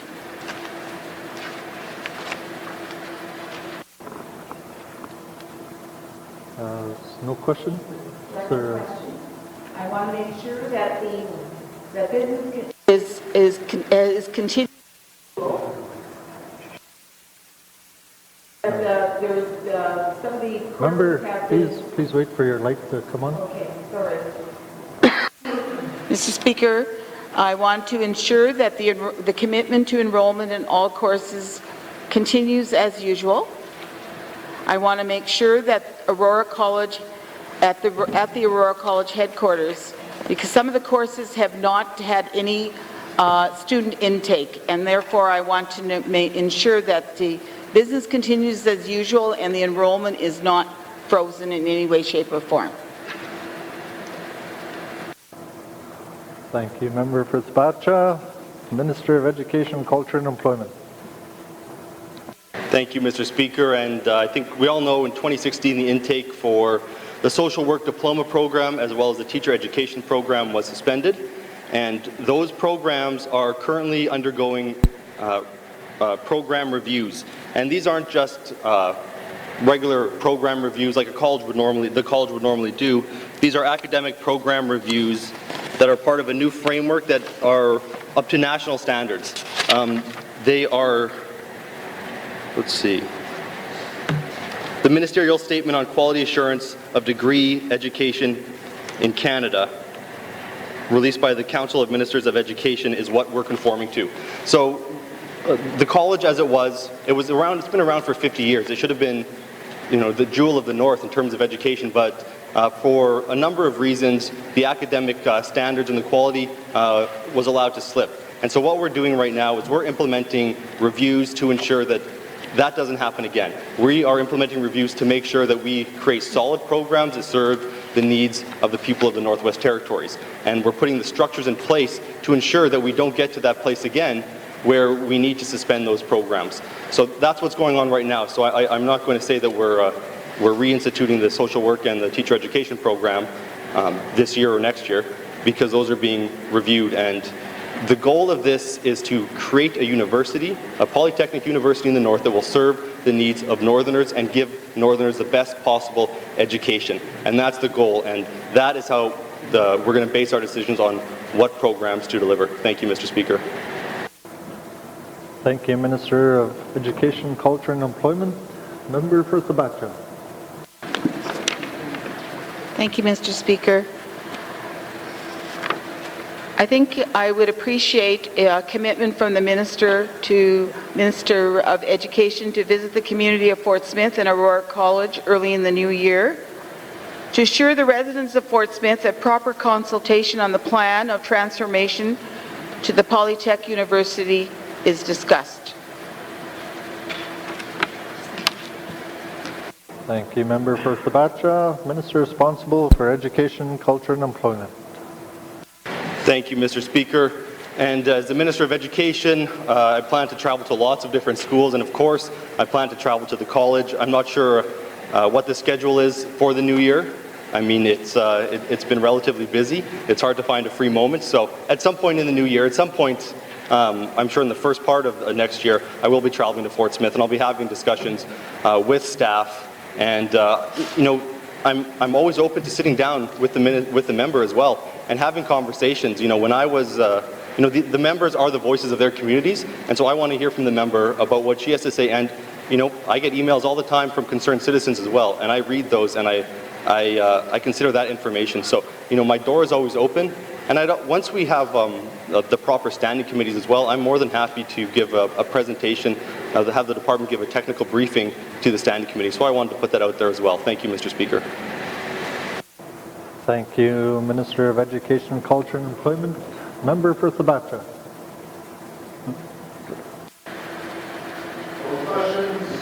Oral questions. Member for Yellowknife Centre. Merci, Mr. Speaker. Mr. Speaker, my questions are for the Honourable Premier. As I mentioned in my statement, ministers in the last two assemblies received mandate letters from the Premier, and in fact the Premier herself would have received her own for her different portfolios. My first question is, how did having a mandate letter help or hinder her? Thank you. Thank you, Member for Yellowknife Centre. Honourable Premier. Thank you, Mr. Speaker. The provision of the mandate letters that were provided to me as a minister in the 18th Legislative Assembly helped to reinforce the priorities and the mandate commitments that were made by all Assembly members during the 18th Assembly. They kept me focused on the needs, but they did not limit me. I must make that clear. They did not limit me in what my powers were. So they gave me a guideline. They said, you must do these, but I also appreciate that I had the freedom to move the departments as I felt was appropriate based on the needs of people. Thank you, Mr. Speaker. Thank you, Honourable Premier. Member for Yellowknife Centre. Merci, Mr. Speaker. Mr. Speaker, my follow-up question is, does the Premier then consider the letters to be valuable enough that she will provide mandate letters to her ministers? And if so, when can this Assembly expect to see them? Thank you. Thank you, Member for Yellowknife Centre. Our Honourable Premier. Thank you, Mr. Speaker. So absolutely, I think that the mandate letters are necessary. They provide a guideline for what I expect from ministers. They also provide a tool that can be used by the Premier to judge if the ministers and the departments are complying with the mandates for the Legislative Assembly. So I will continue that process. I had said that before. I will have my own. I know that the mandate will be developed by all of us in this Assembly, taking ownership as Cabinet for the final document. But I have said time and time again during when I was elected, before I was elected, that one of the components that I will have is that they work closely with all members and all stakeholders is key to me. We've talked many times about the need to work better, and we are committed as a Cabinet to working better. Thank you, Mr. Speaker. Thank you, Honourable Premier. Member for Yellowknife Centre.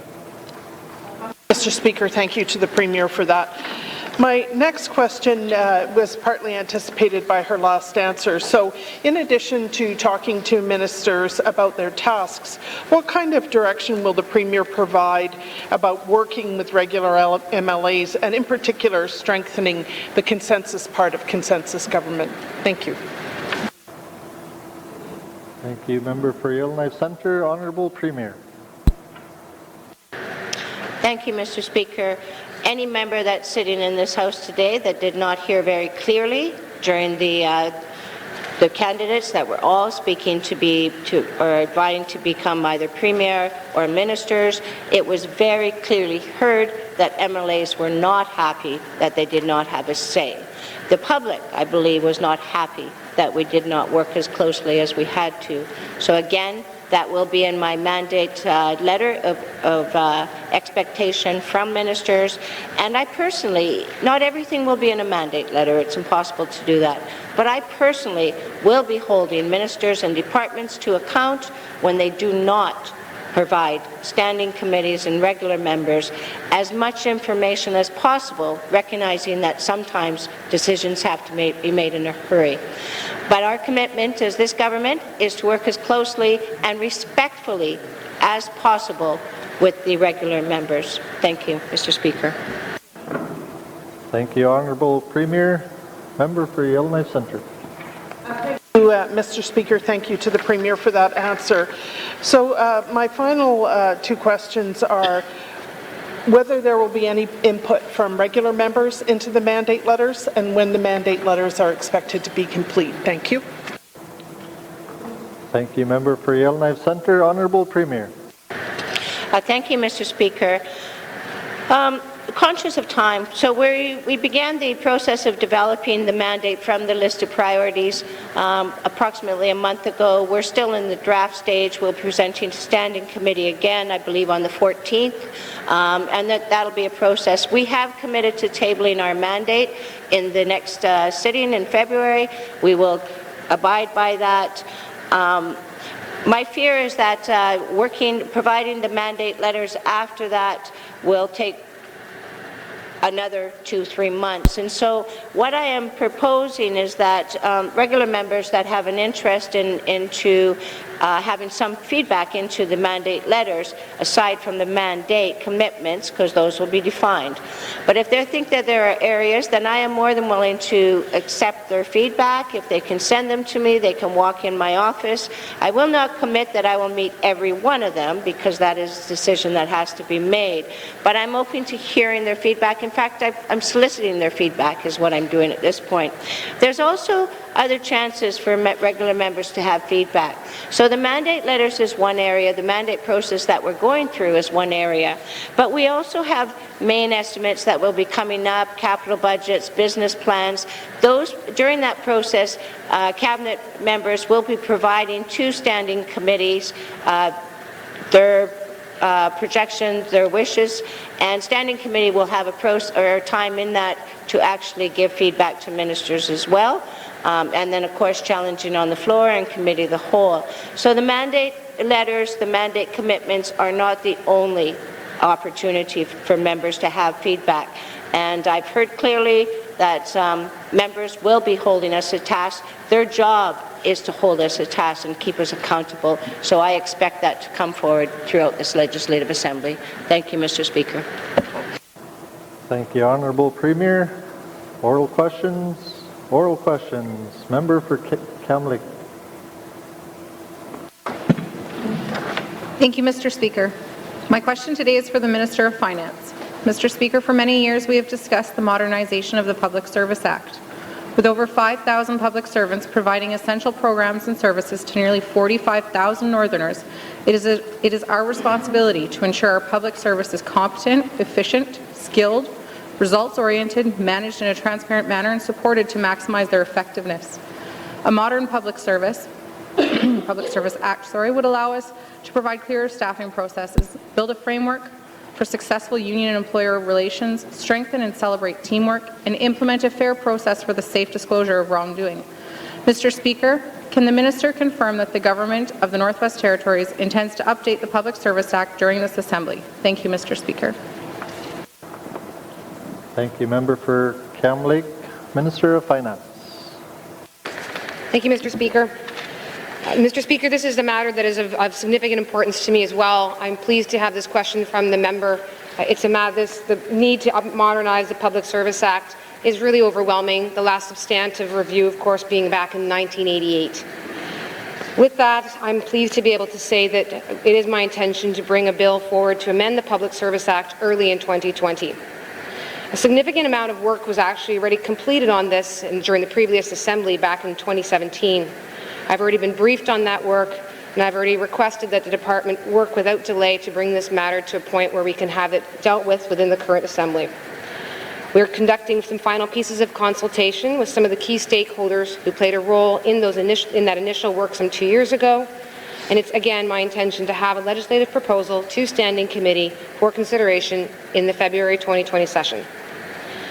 After reviewing and responding to any questions Standing Committee may have, of course, the bill would then be drafted for Cabinet approval, with my hope that it will be introduced in the Legislative Assembly shortly thereafter, in due course. Thank you, Mr. Speaker. Thank you, Minister of Finance. Member for Kamloops. Thank you, Mr. Speaker. As part of the legislative review process, what public bodies will the GNWT engage as they modernize the Public Service Act? How will constructive participation be assured? And when can we expect, well, you already answered that question. Thank you. Thank you, Member for Kamloops. Minister of Finance. Thank you, Mr. Speaker. Mr. Speaker, again, I appreciate that question, in that ensuring that we engage the stakeholders, and particularly the unions, the Union of Northern Workers and the Northwest Territories Teachers Association, is critical. Both of those organizations, as key stakeholders, were involved significantly involved 2 years ago during the initial consultations, and it's critical that they be involved again before this matter can actually progress in any real way. That was also, again, making sure that they're involved and that relationship with those unions is renewed between the government and the unions is of critical importance to me and to this government. It's important that we strengthen that relationship. I am pleased to say that both the UNW and Northwest Territories Teachers Association have been provided already with briefing materials about our intention to proceed with a proposed amendment or proposed update to the Public Service Act, and that their feedback will be taken into consideration, of course, as we progress to have amendments done on this Act. Currently, the Department of Finance isn't doing that engagement, and that kind of engagement is what will make this a success ultimately. Another critical stakeholder, Mr. Speaker, is of course the public servants. The Department of Finance back in 2017 held focus groups in person in Fort Smith, in Inuvik, and in Yellowknife with the assistance of a facilitator, as well as collecting feedback broadly online and through other forums. Public employees were also encouraged to provide that feedback anonymously in the online tool. I would also note that we are conscious that the Northwest Territories Power Corporation also needs to be engaged and and have their feedback taken into account as they were in 2017 and as they would need to be in the renewal of that process. All of the employees, the unions, and the general public, of course, will have an opportunity to be engaged throughout any public consultation progress as it would be led by the Standing Committee as this matter proceeds, hopefully in the early 2020. Thank you, Mr. Speaker. Thank you, Minister of Finance. Member for Kamloops. Member for Ditchell. Mr. Speaker. During an ENR presentation last month to the Priorities and Planning Committee, there was mention of a caribou management plan. What was amiss is the bison management plan. I would like to recognize that the community of Fort Providence is on the doorstep to the Mackenzie Bison Sanctuary. My question to the ENR Minister is I am interested to know if there is an updated bison management plan and if the community of Fort Providence is aware of such. Thank you, Member for Ditchell. Minister responsible for Environment and Natural Resources. Thank you, Mr. Speaker. Mr. Speaker, the Mackenzie Bison Management Plan was finalized in 2018 to provide guidance on the management of the herd. The plan was developed and collaboratively by the Mackenzie Bison Working Group, which included representatives from GNWT, Indigenous governments, and other key stakeholders. In regards to the community of Fort Providence, I have the same similar issues in Fort Liard and in the Hanny Butte. Bisons are known to come into the communities of Fort Providence and cause conflict in the community along the highway. ENR works collaboratively with the communities to respond to the bisons in a number of ways, take steps to avoid attracting bisons into the community, highway and airstrip, herding bisons out of the community if they come in and are causing injuries, and ultimately removing persistent bisons that cannot be herded out of town. Thank you, Mr. Speaker. Thank you, Minister of Environment and Natural Resources. Member for Ditchell. Mr. Speaker. It's kind of ironic that I chose this topic today as I went into the local restaurant here and they were serving bison stew. So I had myself a hearty bowl of bison stew. And I guess what I'm trying to get is that we really miss having that stuff in, as a part of a food staple in our community. The residents of Fort Providence had previously been issued bison tags to harvest bison for food. And since the anthrax outbreaks a while back there, all that has ceased. I'm just wondering, what is the update on the issuance of bison tags to the community of Fort Providence? Thank you, Member for Ditchell. Minister responsible for Environment and Natural Resources. Thank you, Mr. Speaker. Under the Mackenzie Basin Management Plan, the community can harvest up to 1% of the population for cultural, ceremonial, and safety concerns through a permit issued by ENR. ENR has received a request from the First Nations and the Métis Council for a permit to harvest 4 and 2 bisons respectively. So we're working with Indigenous governments right now to see how we can help them. Thank you, Mr. Speaker. Thank you, Minister of Environment and Natural Resources. Member for Ditcho. Let's see, Mr. Speaker. My final question to the Minister is how often are the bison tested to ensure a disease-free bison herd within the sanctuary, and when was the last testing? Merci. Thank you, Member for Ditcho. Minister responsible for Environment and Natural Resources. Thank you, Mr. Speaker. I haven't been briefed on that depth of it right yet, but I'm willing to work with the member, and we'll set up a briefing with him, with the department, so he can get that information, move forward. And the same as if committee wishes to have further information. I think Minister Simpson talked about it. It's trying to work together, and we're willing to do as many technical briefings as we can to engage the other side and the public to make sure we're informed and we make wise decisions. So I'll make that offer to the member to set up a meeting. Thank you, Mr. Speaker. Thank you, Minister of Environment and Natural Resources. Oral questions. Oral questions. Member for Nwt Twin Lakes. Thank you, Mr. Speaker. The fact that the final report for the National Inquiry into missing and murdered Indigenous women was released on June 3rd, 2019, which both the Premier, who was then the Minister responsible for Status of Women, and I attended, had this event. Can the Premier advise if there is any progress to the National Action Plan to address the 231 calls for justice from the Missing and Murdered Indigenous Women and Girls report that the NWT has agreed to be a part of, with my understanding?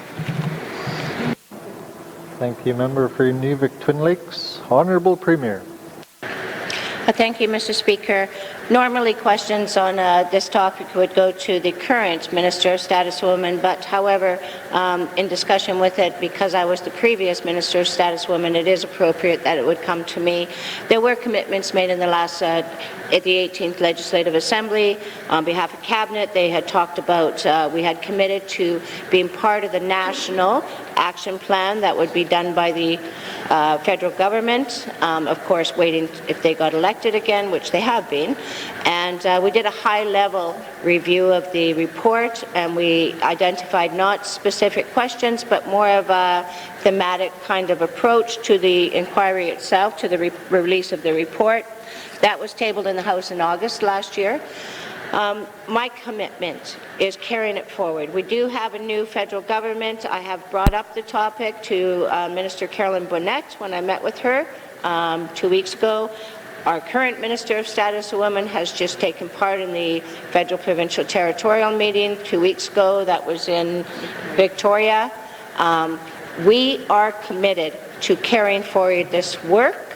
Many of us in this House are Indigenous women. We know the pain, we know the suffering, even though we hope that not all of us are impacted by missing and murdered, but women in general are being hurt on a daily basis. We've heard that. Indigenous women have been neglected by society. I know that. So this government commits to moving forward with this file, to doing whatever we can within our power to address the issue of missing and murdered Indigenous women and girls, and of course the needs of the LGBTQ population. Thank you. 2S.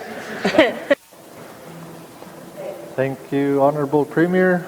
Member for Nwt Twin Lakes. Thank you, Mr. Speaker, and I'm happy to hear that. Can the Premier advise if there is a plan or any progress on an NWT action plan to address the 231 calls for justice from the Missing and Murdered Indigenous Women and Girls report? you. Member for Nwt Lakes. Honourable Premier. Thank you, Mr. Speaker. So during the end of the last Assembly, we did develop an interdepartmental working group to address this issue. It was put on hold through the election because we have to be respectful of the incoming Legislative Assembly. Very happily, I am now the Premier of this 19th Legislative Assembly, so we will definitely be picking up the work. We will be taking the restating the interdepartmental working group to look at every recommendation in the Murdered and Missing Indigenous Women Action Plan, or that report that was filed. And like I said before, we are committed to working with the federal government and across jurisdictions to address this issue. It is not acceptable, Mr. Speaker, and we are committed to doing our part. Thank you, Mr. Speaker. Thank you, Honourable Premier. Member for Nwt Lakes. Thank you, Mr. Speaker. Can the Premier advise how the regular members will be involved in this and when an action plan could be expected? Thank you, Mr. Speaker. Thank you, Member for Nwt Lakes. Honourable Premier. Thank you, Mr. Speaker. As stated in our opening statement, we are committed to working closer with regular members, so we will actually, as we develop this work, we will be working closely with the appropriate standing committee to define the actions as we move forward. This will not be done in isolation, it will be done together. Thank you, Mr. Speaker. Thank you, Honourable Premier. Member for Nwt Lakes. Mr. Speaker. So my question was, when can we expect this plan to be in committee, so that if it's standing committee of social development, when can we expect something of this nature? Thank you. Thank you, Member for Nwt Lakes. Honourable Premier. Thank you, Mr. Speaker. I'm sorry I didn't address that part of the question, but gives you the supplementary question. I would love to be able to give a timeline, but Mr. Speaker, I feel that would be disrespectful of the process, because we're also engaging with the National Action Plan as well. So I think that in all honesty, they kind of have to go hand in hand to make this comprehensive. My commitment stands as it is, though. We will begin this process early in the new year. I will allow my departments to take a Christmas holiday. As soon as that's done, we're reinstating the work, and we will engage with standing committee at the appropriate times. As soon as we hear from the National Action Plan, we will book our first meeting. Thank you, Mr. Speaker. Thank you, Honourable Premier. Oral questions. Oral questions. Member for Tunde Welde. Thank you, Mr. Speaker. Mr. Speaker, in October, when we did a roundtable in this House, I mentioned briefly about how a lot of our people in the North face obstacles and barriers when it comes to accessing government programs, specifically housing programs. I firmly believe, there's too many the barriers for like our vulnerable populations, our elders, low income, disabled. And what I've been noticing during my campaign, and even during the last few weeks, is people are saying, there's a lot of the language that's used is too complicated, and it needs to be simpler. I've heard of countless accounts of denied program applications for housing. So when I'm saying this, before I ask this question, I have a couple of elders in mind in my hometown in Yellowknife, and who've asked for, they didn't make a big ask, they didn't ask for a large mansion or a large home, they asked for some simple renovations to some doors and windows that would help them save some heating costs. It costs a lot to live in the North, and they're not asking for a lot. And I felt it was so undignified the way they were treated, and I want to speak to that. So I'll ask my question to the Minister. So my question to the Minister of Housing, Nwt Housing Corporation: when was the last time the Nwt Housing Corporation conducted an audit of their policies, and how often do they occur? Thank you, Member for Tunde Welde. Minister responsible for Northwest Territories Housing Corporation. Thank you, Mr. Speaker. Thank you to my colleague for asking the question in regards to the programs and services that we offer at our smaller communities and a local level.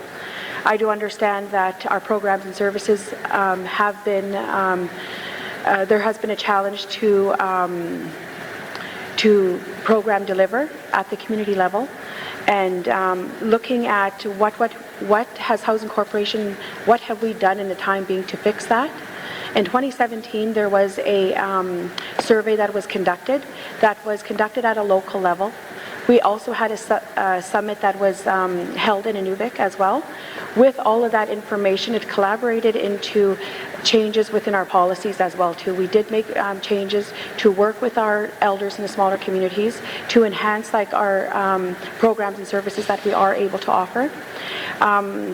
Going forward, I look forward to working and reviewing this document and using it within the next 4 years. I also reflect on the past government that they had the initiative and they went to all 32 communities in the Northwest Territories to collaborate that information, to work forward and work with those programs and services to develop a new strategy for the next government. Thank you. Thank you, Mr.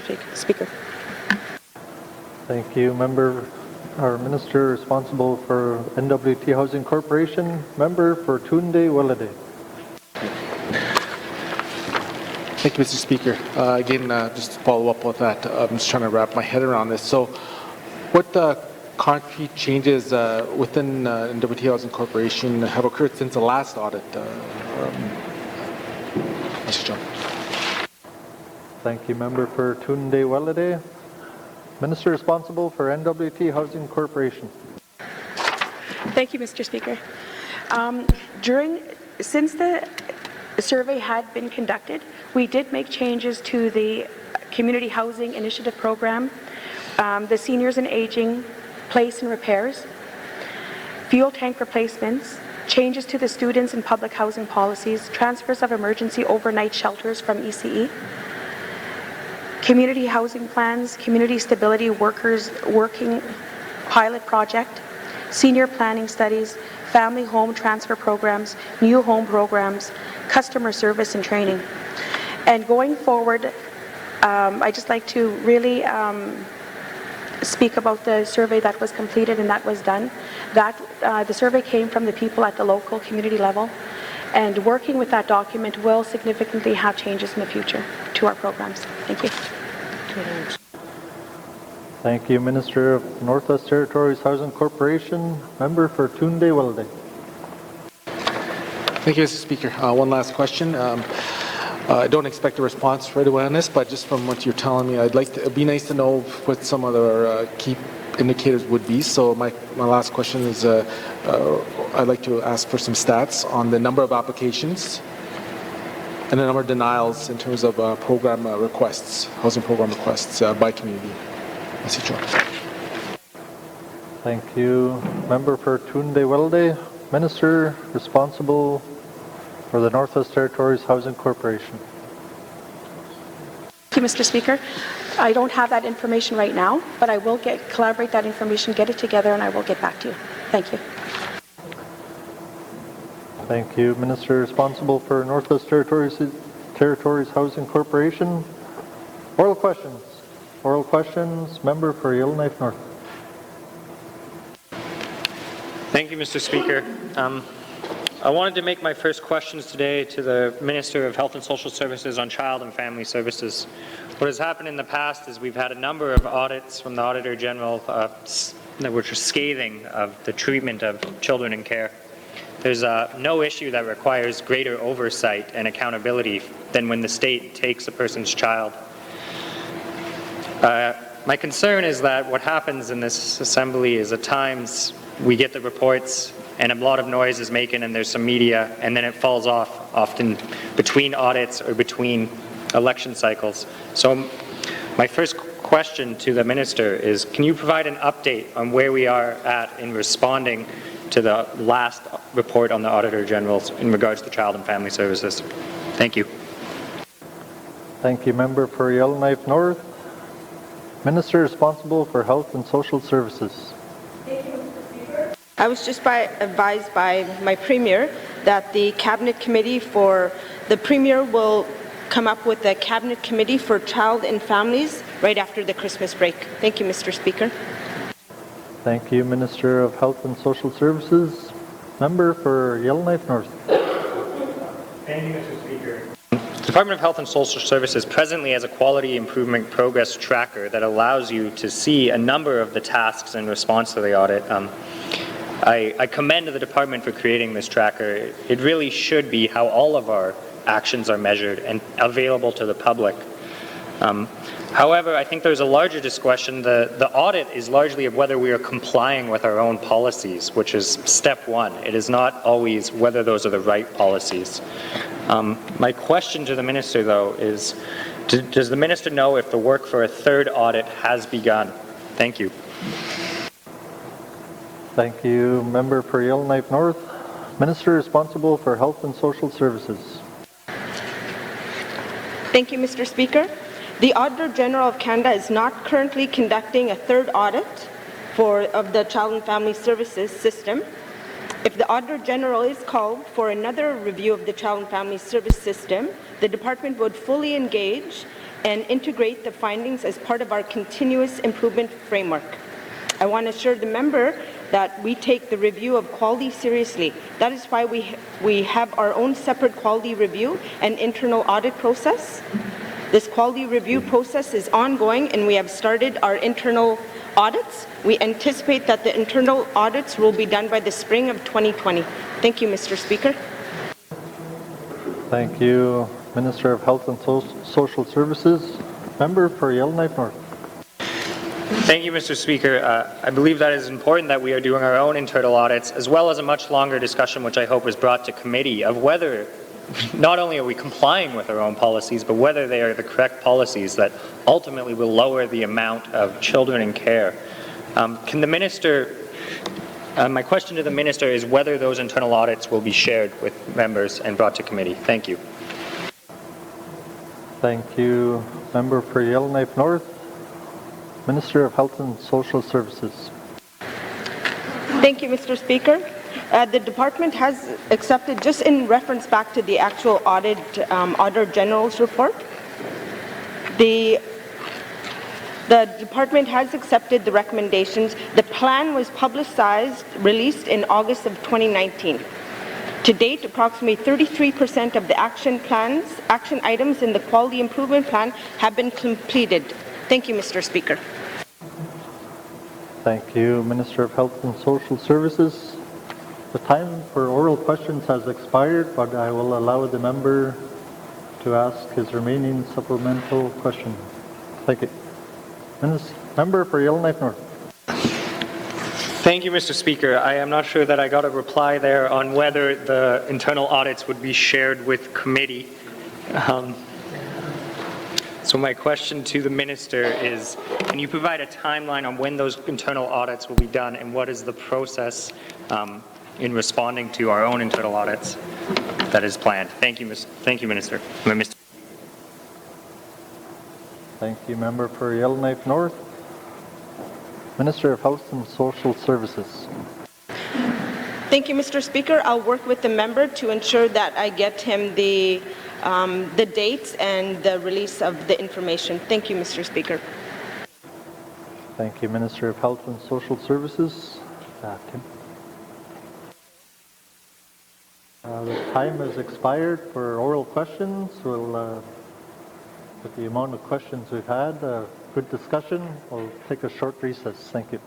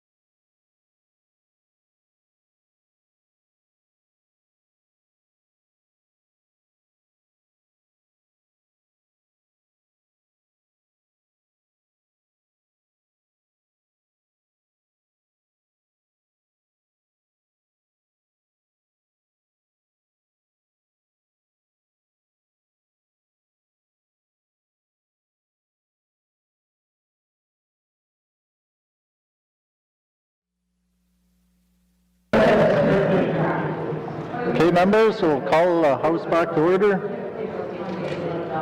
Written questions. Written questions. Returns to written questions. Returns to written questions. Replies to the Commissioner's opening address. Replies to the Commissioner's opening address. Petitions. Petitions. Tabling of documents. Mr. Member for Yellowknife North. Thank you, Mr. Speaker. I wish to table the draft rules of the Legislative Assembly for the Northwest Territories dated December 2019. Thank you, Mr. Speaker. Thank you, Member for Yellowknife North. Tabling of documents. Tabling of documents.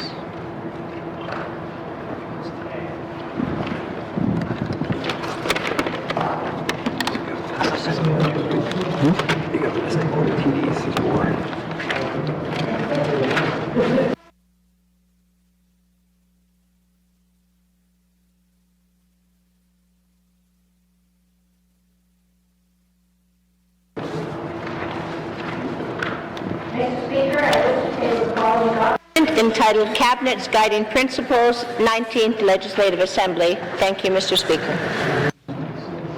Thank you, Honourable Premier. Tabling of documents. Tabling of documents. Minister of Finance. Thank you, Mr. Speaker. I'd like to table the following 5 documents. Pursuant to Section 35, Sub 1 of the Financial Administration Act, we'll be tabling the document titled Public Accounts 2018-2019. Second, the supplementary estimates for operations, expenditures, and borrowing authorization number 3, 2019-2020. Northwest Territories Coroner Service Report 2018 Annual Report. Pursuant to Section 72.2 Sub 2 of the Residential Tenancies Act, a document titled the Annual Report on the Activities of the Rental Officer.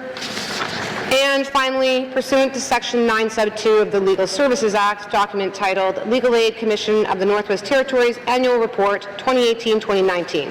Thank you, Mr. Speaker. Thank you, Minister of Finance. Tabling of documents. Tabling of documents. Minister of Environment and Natural Resources. Thank you, Mr. Speaker. Mr. Speaker, I wish to table the following 3 documents. Pursuant to Section 57.1 of the Water Act, a document entitled Nwt Water Board 2018-2019 Annual Report, Nwt Water Board 2018-2019 Financial Statement, and pursuant to Section 28 of the Surface Rights Board Act, document entitled Northwest Territories Subsurface Rights Board 2018-2019 Annual Report. Thank you, Mr. Speaker. Thank you, Minister responsible for lands. Tabling of documents. Tabling of documents. Minister of Education, Culture and Employment. Thank you, Mr. Speaker. Mr. Speaker, I wish to table the following document pursuant to Section 21 of the Financial Administration Act entitled Education Authorities Annual Reports for Northwest Territories Divisional Education Councils and District Education Authorities for the school year ending June 30th, 2019. Thank you, Mr. Speaker. Thank you, Minister of Education, Culture and Employment. Tabling of documents. Tabling of documents. Minister of Health and Social Services. Mr. Speaker, I wish to table the following 5 documents. The annual report of the Director of Child and Family Services 2018-19, and pursuant to Section 29(2)(b) of the Financial Administration Act, the annual report 2018-2019 Hay River Health and Social Services Authority, the Clecho Community Services Agency Health and Social Services Annual Report 2018-2019, the Northwest Territories Health and Social Services Authority Annual Report for 2018-2019, and the 2018-2019 Annual Northwest Territories Health and Social Service System. Thank you, Mr. Speaker. Health and Social Services. Members, pursuant to Section 14 of the Indemnities, Allowances and Expenses regulations of the Legislative Assembly and Executive Council Act, I hereby table the statutory declarations of residence of the following members of the Legislative Assembly. Mr. Arnold Bonrouge, member of Decho, declaration dated December 10th, 2019. Mr. Kevin O'Reilly, member of Frame Lake, declaration date November 8th, 2019. Ms. Katrina Knockleby, member for Great Slave, declaration date November 7th, 2019. Mr. R.J. Simpson, member for Hay River North, declaration December 10th, 2019. Mr. Rocky Simpson, member for Hay River South, declaration date December 9th, 2019. Ms. Diane Tom, member for Inuvik Boot Lake, declaration date December 9th, 2019. Ms. Lisa Simler, member for Inuvik Twin Lakes, declaration date November 18th, 2019. Ms. Caitlin Cleveland, member for Cam Lake, declaration date November 8th, 2019. Mr. Frederick Blake Jr., member for Mackenzie Delta, declaration date December 9th, 2019. Mr. Jackson Lafferty, member for Monthly, declaration date December 10th, 2019. Mr. Shane Thompson, member for Nahende, declaration date December 9th, 2019. Mr. Jackie Jacobson, member for Nanakput, declaration date December 9th, 2019. Ms. Carolyn Cochran, member for Range Lake, declaration date November 8th, 2019. Ms. Polly Chinna, member for Satu, declaration date December 9th, 2019. Ms. Frida Marcellos, member for Thabacha, declaration date December 10th, 2019. Mr. Steve Norn, member for Tunde Welade, declaration date December 9th, 2019. Ms. Julie Green, member for Yellowknife Center, declaration date November 8th, 2019. Mr. Ryland Johnson, member for Yellowknife North, declaration date November 7th, 2019. And Ms. Caroline Wozniak, member for Yellowknife South, declaration date November 8th, 2019. Thank you.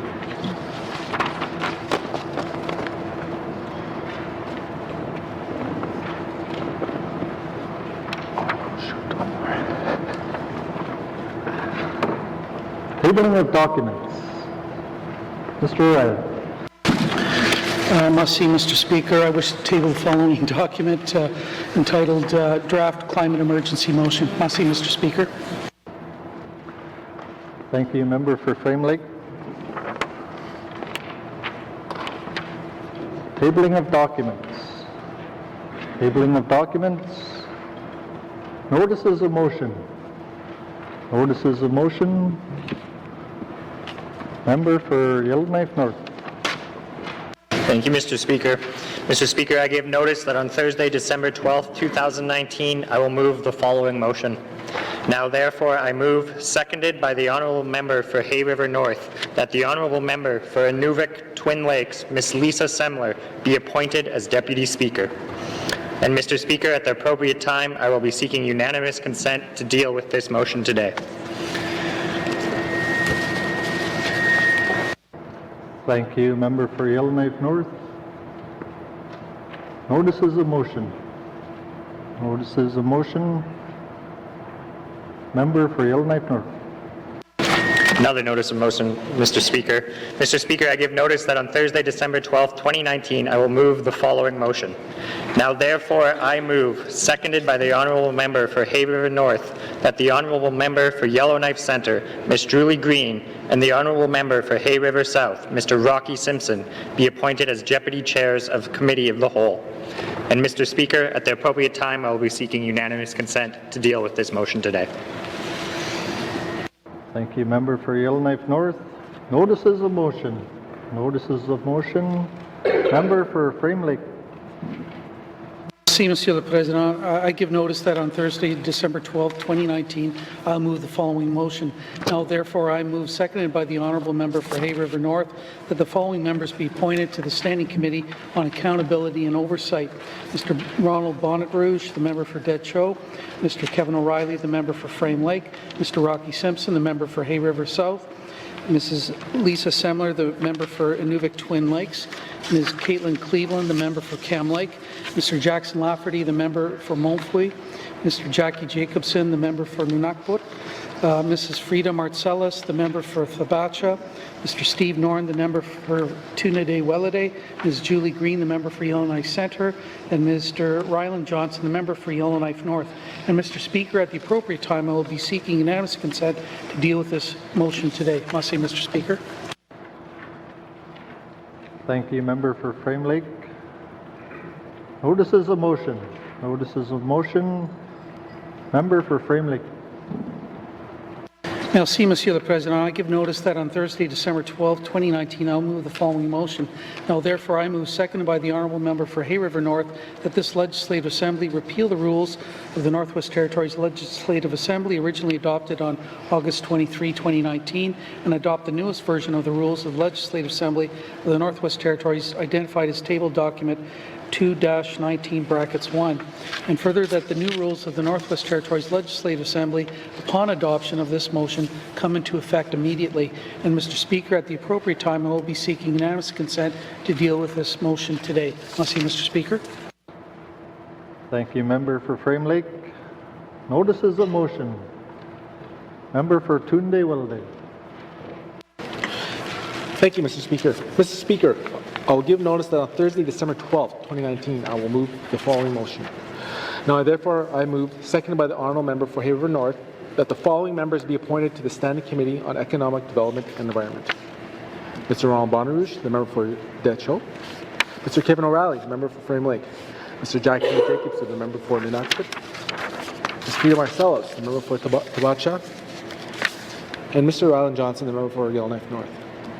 And further, that the following members be appointed to the Standing Committee on Economic Development and Environment as alternate members. Ms. Lisa Semler, the member for Inuvik Twin Lakes. Ms. Caitlin Cleveland, the member for Cam Lake. And Mr. Steve Norn, the member for Tunade Welade. And Mr. Speaker, at the appropriate time, I will be seeking unanimous consent to deal with this motion today.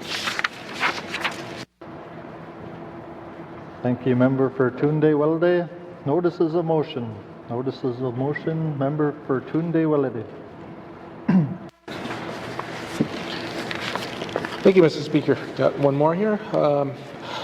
I'll give notice that on Thursday, December 12th, 2019, I will move the following motion.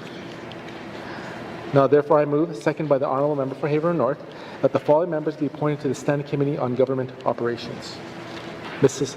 Lisa Semler, the member for Inuvik Twin Lakes. Ms. Caitlin Cleveland, the member for Cam Lake. Ms. Frida Marcellus, the member for Thabacha. Ms. Julie Green, the member for Yellowknife Centre. Mr. Ryland Johnson, the member for Yellowknife North.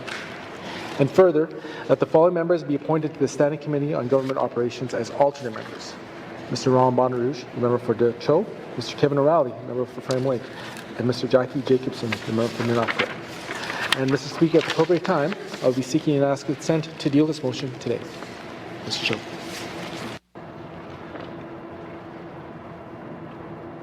Thank you, member for Tunde Welade. Notices of motion.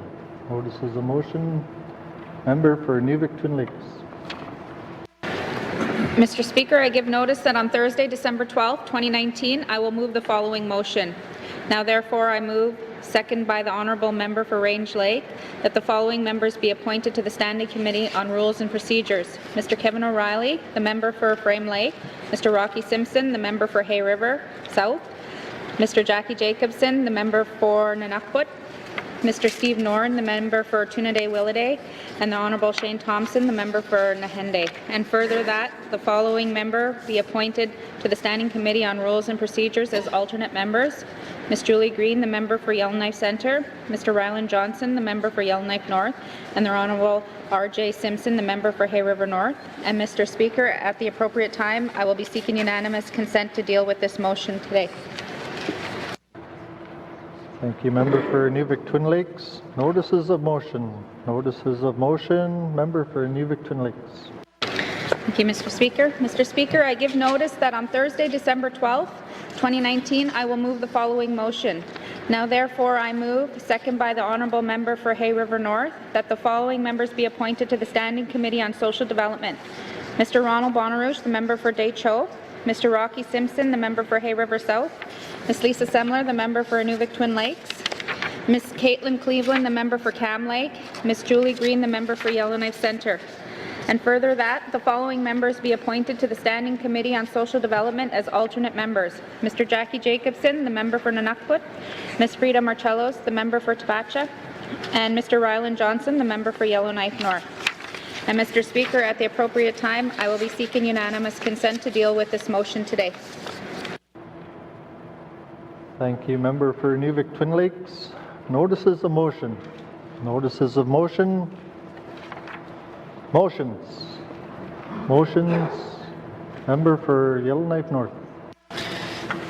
Thank you, Mr. Speaker. I seek unanimous consent to deal with the motion I gave notice of earlier today. Thank you, member for Yellowknife North. The member has seek unanimous consent for the motion to proceed today. Are there any nays? There are no nays. You may continue with your motion, member for Yellowknife North. Thank you, Mr. Speaker. Whereas Section 46(1) of the Legislative Assembly and Executive Council Act requires that the Legislative Assembly shall elect a Deputy Speaker, and whereas the Legislative Assembly wishes to appoint a Deputy Speaker, now therefore I move, seconded by the Honourable Member for Hay River North, that the Honourable Member for Inuvik Twin Lakes, Ms. Lisa Semler, be appointed as Deputy Speaker. The motion is in order. To the motion, question has been called. All those in favor? All those opposed? The motion is carried.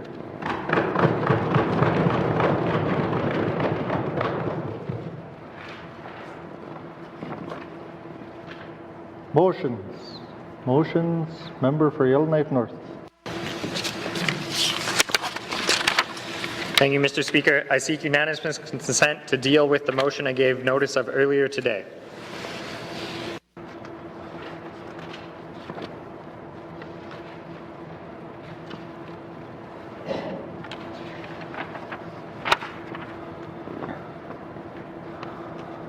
Members seek unanimous consent to deal with the motion given notice earlier today. Are there any nays? There are no nays. You may proceed with the motion. Thank you, Mr. Speaker. Whereas there is a requirement for the naming of 2 members to hold the positions of Deputy Chairpersons of Committee of the Whole, and whereas it is desirable to appoint 2 members, now therefore I move, seconded by the Honourable Member for Hay River North, that the Honourable Member for Yellowknife Centre, Ms. Julie Green, and the Honourable Member for Hay River South, Mr. Rocky Simpson, be appointed as Deputy Chairs of Committee of the Whole.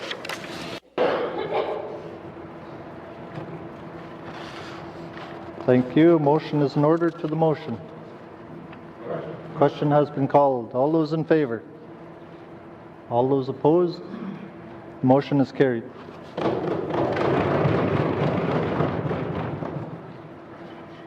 Motions. Motions. Member for Frame Lake. Merci, Monsieur le Président. I seek unanimous consent to deal with the motion I gave notice of earlier today.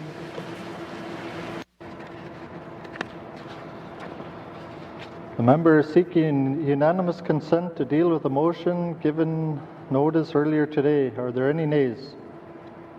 There are no nays. The member may proceed with the motion. Merci, Monsieur le Président. Whereas the proceedings of the Northwest Territories Legislative Assembly and all of its standing and special committees are conducted in accordance with the rules of the Northwest Territories Legislative Assembly, and whereas the current rules of the Northwest Territories Legislative Assembly were adopted on August 23, 2019, and whereas a copy of the revised and approved rules of the Legislative Assembly of the Northwest Territories was tabled in this House earlier today and identified as table document 2-19(1). Now therefore I move, second by the Honourable Member for Hay River North, that this Legislative Assembly repeal the rules of the Northwest Territories Legislative Assembly Assembly, originally adopted on August 23, 2019, and adopt the newest version of the rules of the Legislative Assembly of the Northwest Territories, identified as Table Document 2-19(1), and further that the new rules of the Northwest Territories Legislative Assembly, upon adoption of this motion, come into effect immediately. Merci, Mr. Speaker. Thank you, Member for Frame Lake. The motion is in order to the motion. Question has been called. All those in favour? All those opposed? The motion is carried. Motions. Member for Frame Lake. Merci, Monsieur le Président. I seek unanimous consent to deal with the motion I gave notice of earlier today. Thank you, Member for Frame Lake. The member is seeking unanimous consent to deal with the motion given notice earlier today. Are there any nays? There are no nays. The member may proceed with the motion. Merci, Monsieur le Président. Whereas Rule 89(2) requires that members be appointed to the Standing Committee on Accountability and Oversight. Now, therefore, I move, seconded by the Honourable Member for Hay River North, that the following members be appointed to the Standing Committee on Accountability and Oversight: Mr. Ronald Bonnet Rouge, the member for Decho; Mr. Kevin O'Reilly, the member for Frame Lake; Mr. Rocky Simpson, the member for Hay River South; Mrs. Lisa Semler, the member for Nwt Twin Lakes; Ms. Caitlin Cleveland, the member for Cam Lake; Mr. Jackson Lafferty, the member for Montfouille; Mr. Jackie Jacobson, the member for Nunakput; Mrs. Frida Marcellus, the member for Thabacha; Mr. Steve Norn, the member for Tunade-Welladay; Ms. Julie Green, the member for Yellowknife Centre; and Mr. Ryland Johnson, the member for Yellowknife North. Merci, Mr. Speaker. Thank you, Member for Frame Lake. The motion is in order to the motion. Question has been called. All those in favour? All those opposed? The motion is carried. Motions. Member for Tunde-Welladay.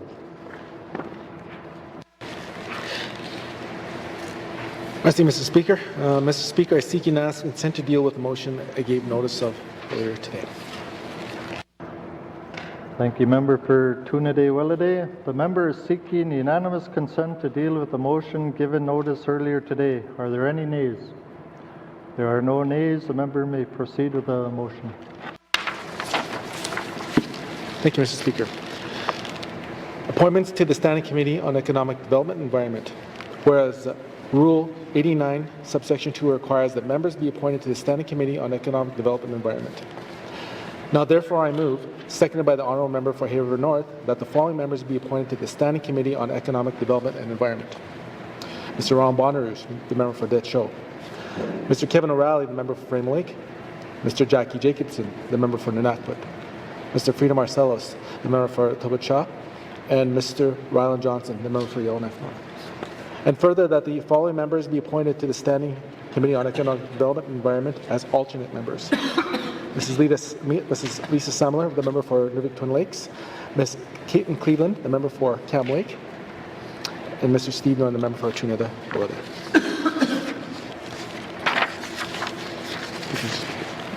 Thank you, Member for Tunade-Welladay. The motion is in order to the motion.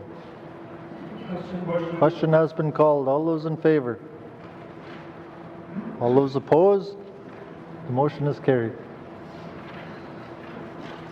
Motions. Member for Tunde-Welladay. Mr. Speaker. Mr. Speaker, I seek unanimous consent to deal with the motion I gave notice of earlier today.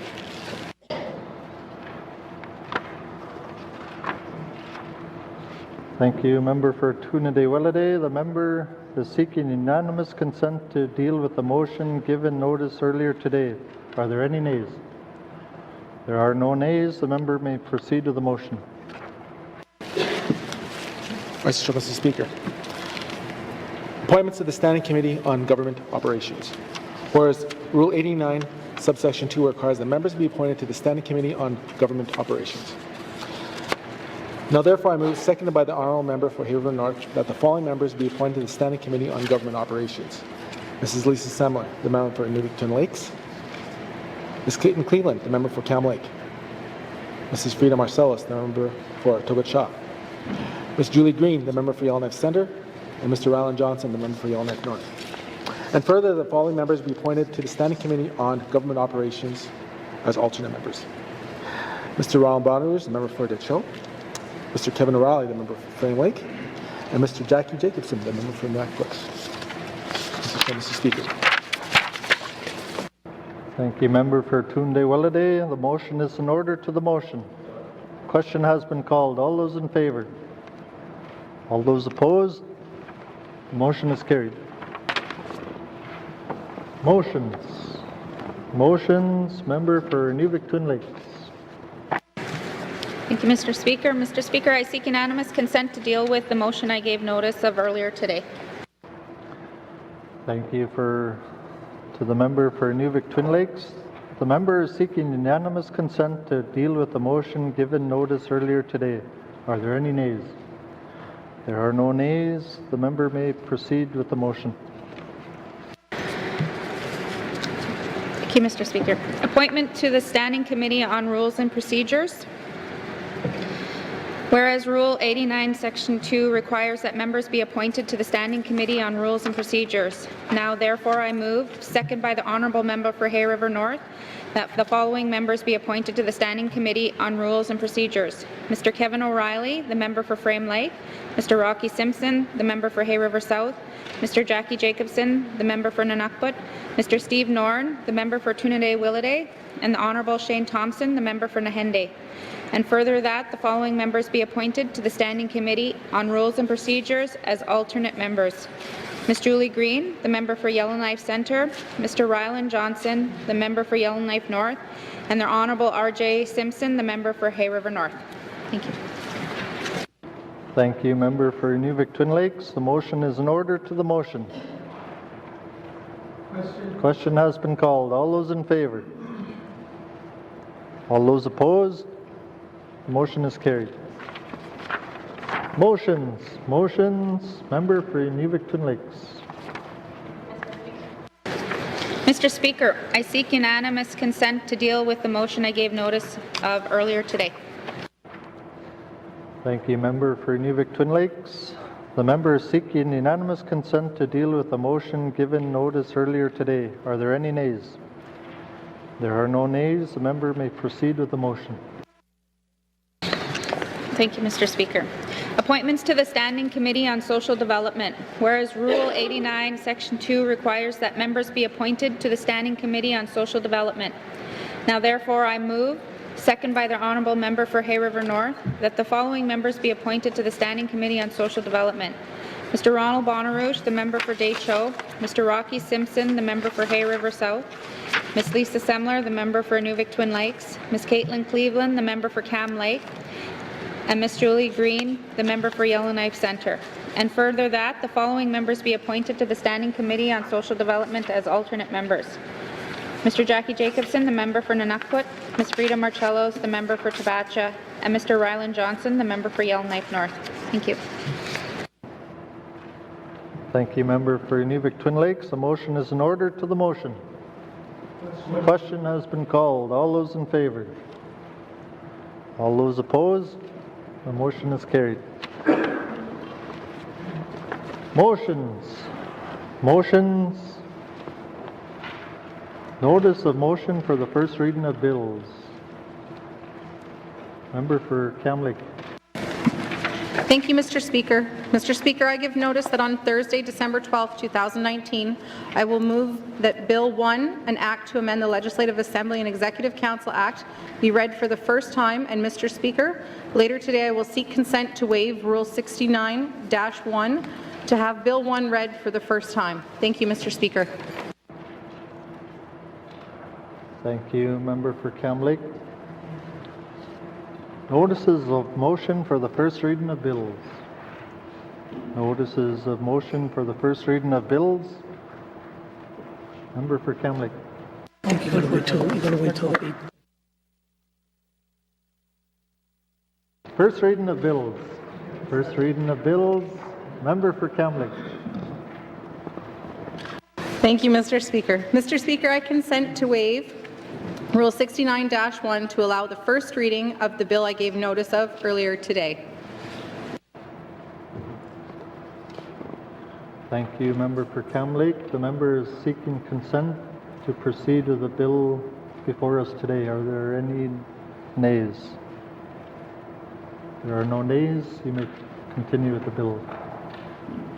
Mr. Speaker, I move, seconded by the honourable member for Nunavut Lake, that Bill 1, an act to amend the Legislative Assembly and Executive Council Act, be read for the first time. Thank you, Mr. Speaker. Thank you, member for Cam Lake.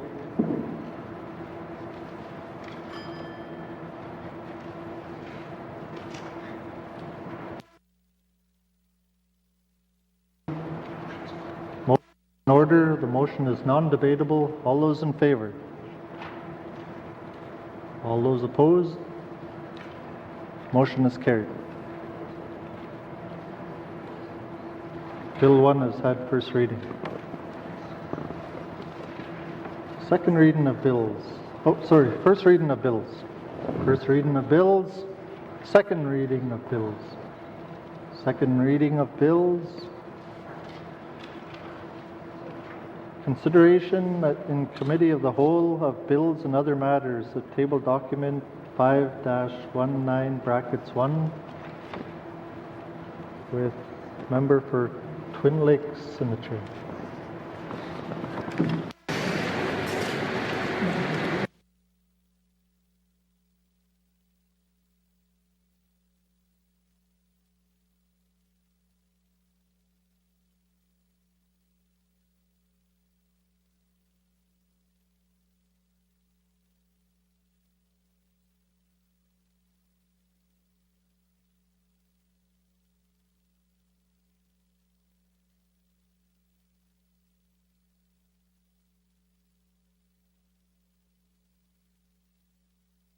Okay, where's the sound? Okay.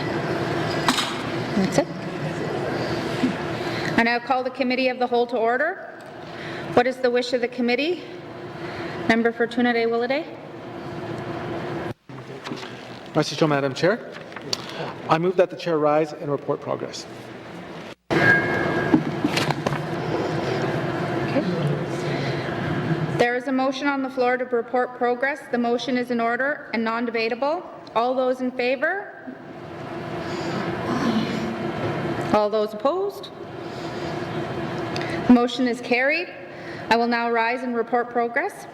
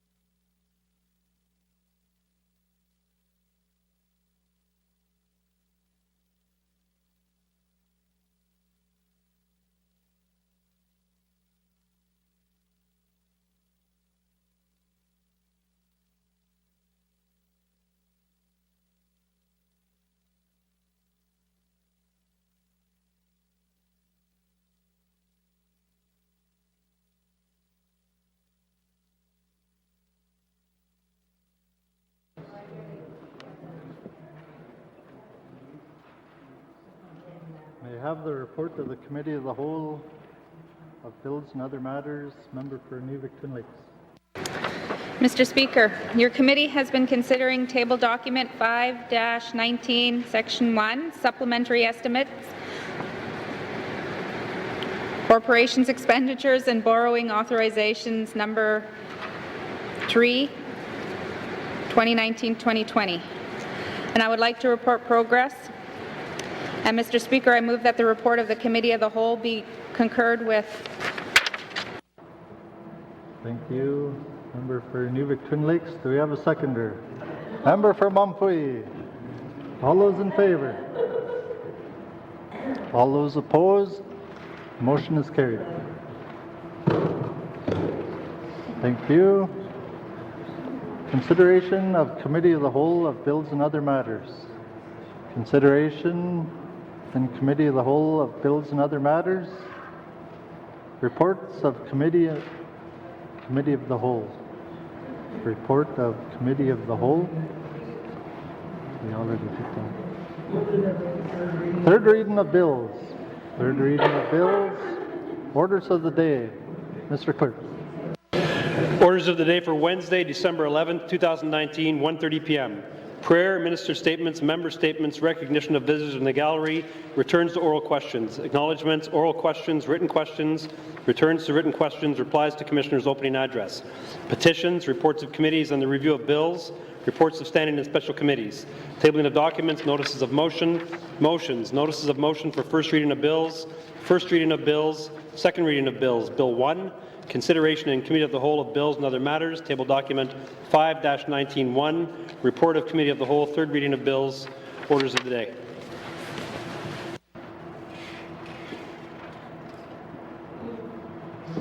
Members, we will adjourn until December 11th, 2019 at 1:30 p.m. Thank you.